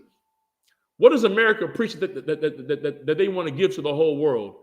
Freedom and liberty. When you took in liberty, what happened? They despised the Most High. When you took on the philosophy of America, you despise the Most High. You sisters out there that want liberty from your husbands, you want freedom from your husbands, you want freedom from the laws of God to live how you want to live, you despise the Most High. That's right. You don't despise your man. You despise the Most High. You don't despise your outer one. You despise the Most High. That's right. You understand? When you say the Bible was written by the white man and we don't have to live according to these laws, black man, Hispanic man, Native Indian man, you despise the Most High. Right. Keep reading. Oh God. Thought scorn of his law. Thoughts what? Thought scorn of his law. You thought scorn. To scorn means to disregard with extreme contempt. It's like I gotta follow that. I gotta do that. Why? How come? That's the mind of a scorner. Right. You're not questioning because you really want you have a real question like, well, if Adam and Eve weren't the first two humans, then where is it written that there were more people? That's a question. Or why is the law not done away with? That's a question. It's the difference between asking a question and questioning authority. Those are two different kinds of questions. The Pharisees came to Christ and said, by what authority do you do these things? They were questioning his authority. Well, clearly, if a man can take a blind man and make him see again, the authority shouldn't be in question. Oh, you forgiving sins? Only the Most High can forgive sins? Who gave you the authority to do that? I mean, who else? You're not questioning authority because you really got a question. You're questioning authority because you're a rebel. Right. And you don't want to be ruled over. Right. Because if he's the authority, then what? Your authority now is what? Been invalidated. What you say don't go. And that's the problem. Because you want your liberty. And the liberty that the Pharisees had in the time of the Romans came from the white man. It came from Pilate. It came from Caesar. They wanted that liberty, the liberty to be a homosexual, the liberty to kill your babies through abortions, the liberty to dress in a whore's outfit and wear no panties and have on fishnet stockings and 6-inch high heels, and wear blonde wigs and wear fake hair and have your breast out with no bra. That's the liberty that you want. You don't want to be confined and in the bonds of the law, which would really give you rulership over these goddamn bastards who murder and kill us week in and week out. Right. You just want to be satisfied with the crumbs of your goddamn slave masters, man. That's why we say when you're in Christianity, you love white Jesus. It don't matter if you say if Jesus is black. You can't even submit to a black man, your own husband, but you believe Christ is black. Shut your goddamn mouth, man. So, like, you keep reading, priest. And forsook his way. Verse 57. Moreover, they have trodden down his righteousness. No sweat. Drop down to chapter 9, verse 32, and we're gonna end it there. This is the book of 2 Ezra, chapter 9, verse 32.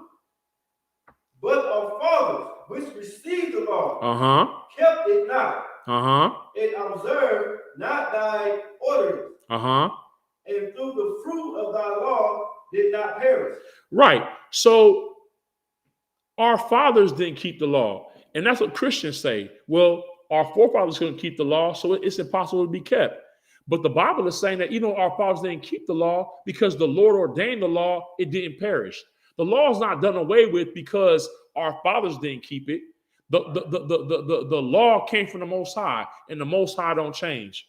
Right. Drop that and give me let me see. Give me Ecclesiastes chapter 17, verse 11, man.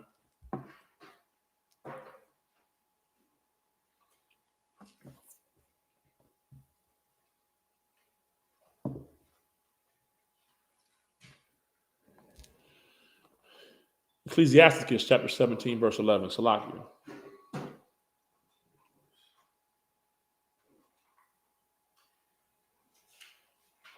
This is the book of Ecclesiastes, chapter 17, verse 11. Besides this, he gave them knowledge and the law of life for inheritance. A what? The law of life for inheritance. A heritage.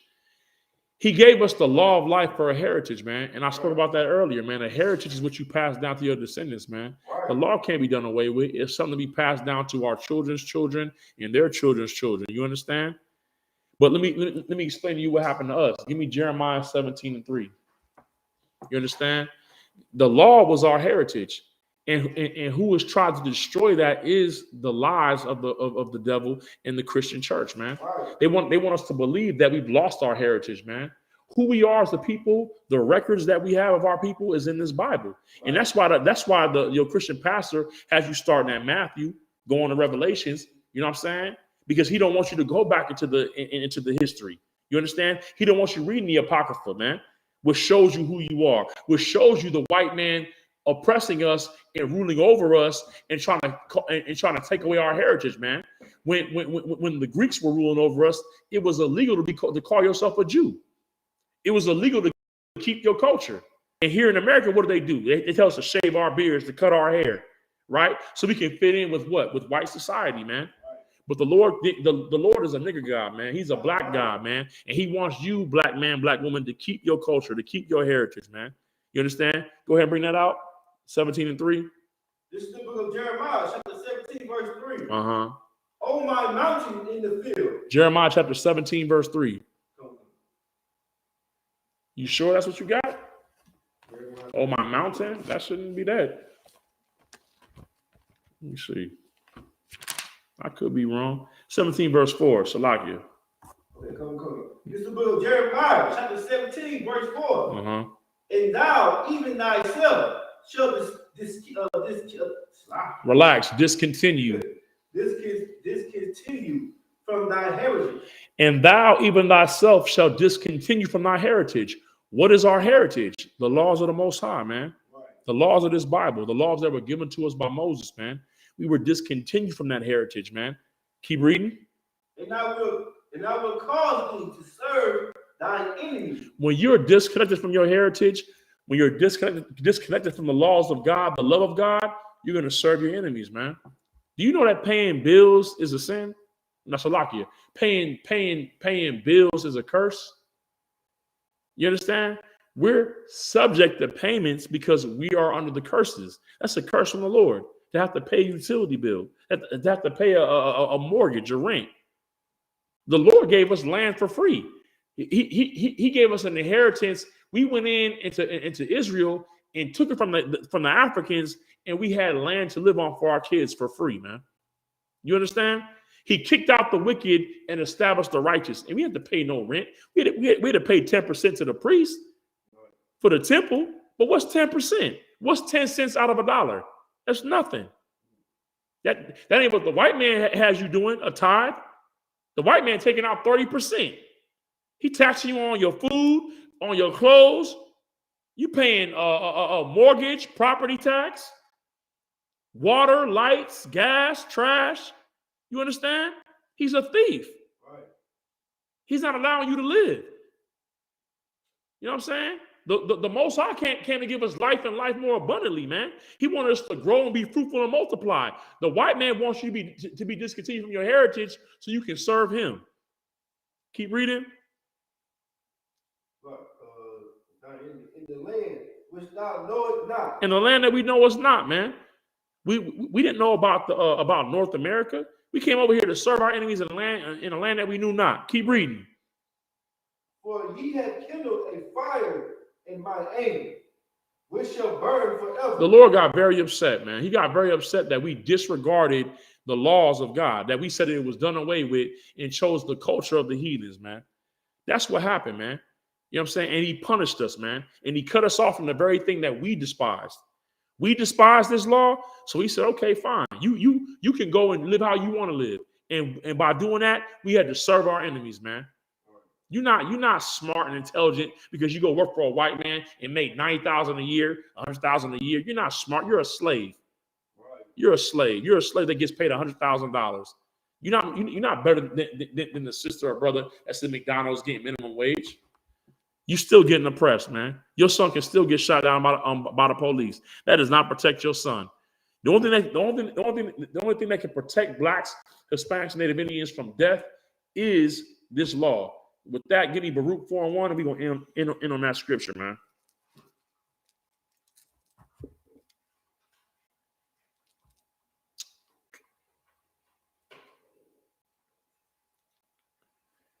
Baruch chapter 4, verse 1. Go ahead and pull this up.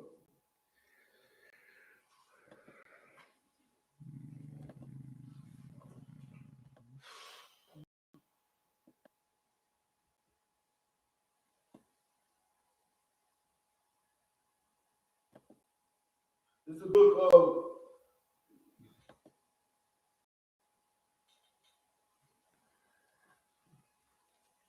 Yeah, go ahead. this is the book of Ruth, chapter 4, verse 1. This is the book of the commandments of God. This is the book of the what? The commandments of God. Go ahead. And in the law that endured forever. No, the law that's done away with. In the law that endured forever. The law that can be forgotten. In the law, it's like in the law that endured forever. Okay. All they that keep it shall come to life. They shall come to what? Come to life. All they that keep it shall come to life. Go ahead. But such as leave it shall die. They shall what?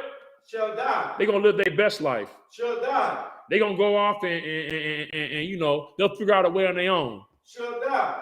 You leave this law, you leave your sister, you leave your husband, you leave the ISUPK, you going to what? Shall die. You're going to die. You're going to die. Now, we all die. That's true. I mean, you know, people die of old age, right? They die in car accidents, plane crashes, train wrecks. Shoot, you could die at Olive Garden choking on some of that garlic bread or some of that pasta, right? You could die at McDonald's from a Big Mac, go down the wrong pipe, right? Somebody don't know first aid or CPR. You could die like that. You could die in your sleep.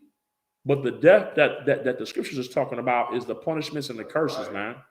It's the slow death. It's the death of watching your child that you spend all the time putting them in private school, right? You saved all your money to send them to a private school. You lied on your address about the school district that you was in, so he can go to an all-white school, and he goes to spend the night at Brad and Aiden's house, and ends up dead, man, in the forest, dead in the pool, and the police press no charges. You gonna leave this truth and die. This law is the protection for blacks, Hispanics, and Native Indians who are surrounded by their enemies, man, who are surrounded by them that hate them, man. Right. You understand? It's what Christ died for, man. You understand? And if you listen, man, when the love is gone, what do you have? All you have is yourself. But if you have the love, if you have the law, then you have a family, man. You know what I'm saying? Christ said, who is my mother and father? Who is my brother? Except them that do the will of my Father who is in heaven, man. That's the love, man. The love is the brotherhood, man. You can't listen. You can't love your neighbor as yourself if you're not keeping the law. For you to love yourself, you got to keep the law. Let alone love your neighbor. You understand? You got to keep the Most High's word, man. Last scripture. Give me John 13:35, man. You know what I mean? People think that they can love God and keep the commandments alone. You know, a lot of these figs, these fake Israelite groups. You know what I mean? I'm just gonna keep the commandments. I'm gonna keep the commandments. You can't keep the commandments in a vacuum by yourself. Who's there to see what you're doing? Right? Go ahead, priest. This is the book of John, chapter 13, verse 35. Right. By this shall all men know that ye are my disciples. Christ is saying all men are going to know that you're my disciples. If you're keeping the commandments alone in your house, who's going to know? How you know that you're being instructed properly on how to keep the commandments? Right. The only way to know how to keep the law of the Most High and according to the Spirit of the Most High, the Spirit of Christ is in the ISUPK under Commander General Yohana. That's it. That's right. You know what I'm saying? Keep reading. If ye have loved one to another. If you have what? If ye have loved one to another. To truly keep the commandments in the spirit, it has to be in the body. It has to be love one to another, man. You understand? The law can't be kept alone. It can't. You have to encounter people to keep the law. Matthew 18:15 is not a law that you can keep by yourself. Right. Listen, how can you be offended if you by yourself? Unless you offend yourself, and you got to be a psychopath. You probably belong in a goddamn mental hospital. You talking to you and your demon. My demon offended me. You can't take your demon to counsel. Or maybe you can. I don't know. But it would take a priest of the Lord to tell you that you got a goddamn demon that's offending you. Right. You understand? But listen, man, I'm over my time. You know what I'm saying? This is the Israelite School of Universal Practical Knowledge, started out of 1 West, 125th Street, Harlem, New York. You know what I'm saying? Under Commander of Yohana. You know what I mean? Established since 1969. I want to go ahead and give a shout out to everybody that endured with me. You know what I mean? I know I went a little bit over. But right now, with that, I'm going to go ahead and hand the class over to Priest and Officer Abon Zion for the security announcements, man. And we're going to get up out of here. This is the ISUPK security announcement. We are the ISUPK, started out with 125th Street, Harlem, New York, on Commander Yohana. Rules for new brothers and sisters. When a new brother or sister comes to the school, they are off limits for 6 months. Right. They are to be saluted only. They are here to share themselves with the world. If they need transportation, the teacher will arrange it. After 6 months, if a brother or sister has an interest in a particular person, he or she must get permission from the head to speak to her brother or sister. There is another 6 months in which the brother and sister will court each other. After this 6 month period, the brother and sister will get permission from the head to marry. Tithes, which is a commandment. In the book of Numbers, chapter 18, verse 21. And in Malachi, chapter 3, verses 8 and 10. Means tent in the Hebrew. Ma'ah Shirah. Tent of every penny of any increase the Lord give you. Give to treasury department or teacher. Priest fund. Free will offering for priests. Not mandatory. Whatsoever amount you would like. Upcoming holy convocation. We have the Passover. We have the Passover, which is on the 14th day of the first month. So it'll be Friday, April the 15th, 2022. You can find it in the book of Exodus chapter 12, verses 1 through 51, and in Leviticus chapter 23, verses 4 through 5, and in 1 Corinthians chapter 5, verses 7 through 8, and in 2 Chronicles chapter 30, verse 17. Right.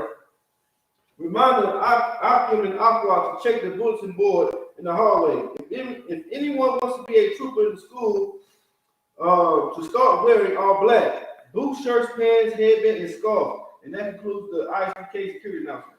All right. Ain't the water priest. And with that, we're going to do the Lord's Prayer and close out.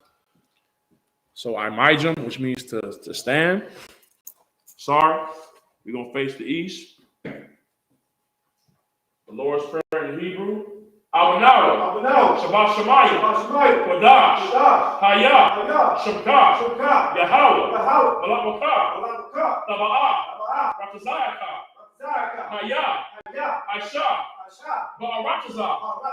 Kawah. Hayah. Bashamayim. Nathan. Lanawa. Lakom. Call. Yawam. Wasalakinau. Kabawakinau. Kasalakinau. Kabawakinau.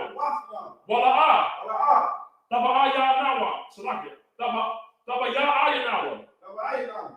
But now Sayawan. Abal. Hawashinawa. Mayan. Ra'ah. Kaya. Laka. Hamalakwa. Wahala. Wahapapara. La'awa. La'amyam. Aman. In the English, our Father, which art in heaven, hallowed be thy name. Yahweh, thy kingdom come, thy will be done, in earth as it is in heaven. Give us this day our daily bread, and forgive us our debts, as we forgive our debtors. And lead us not into temptation, but deliver us from evil. For thine is the kingdom, and the power, and the glory, forever. So be it. All right, Sar, Salakia. Don't give a courtesy salute to the brothers, men of Israel. Mam Shabbat, Imijam, Barak, Yahweh Hashem Yahshua Barakatah. Yazamata, Sar, face the sisters. Men of Israel, Mam Shabbat, Imijam, Barak, Yahweh Shema Alatam Ba'Hashem Yahshua. Yazamata, dismissed. All right, stop there.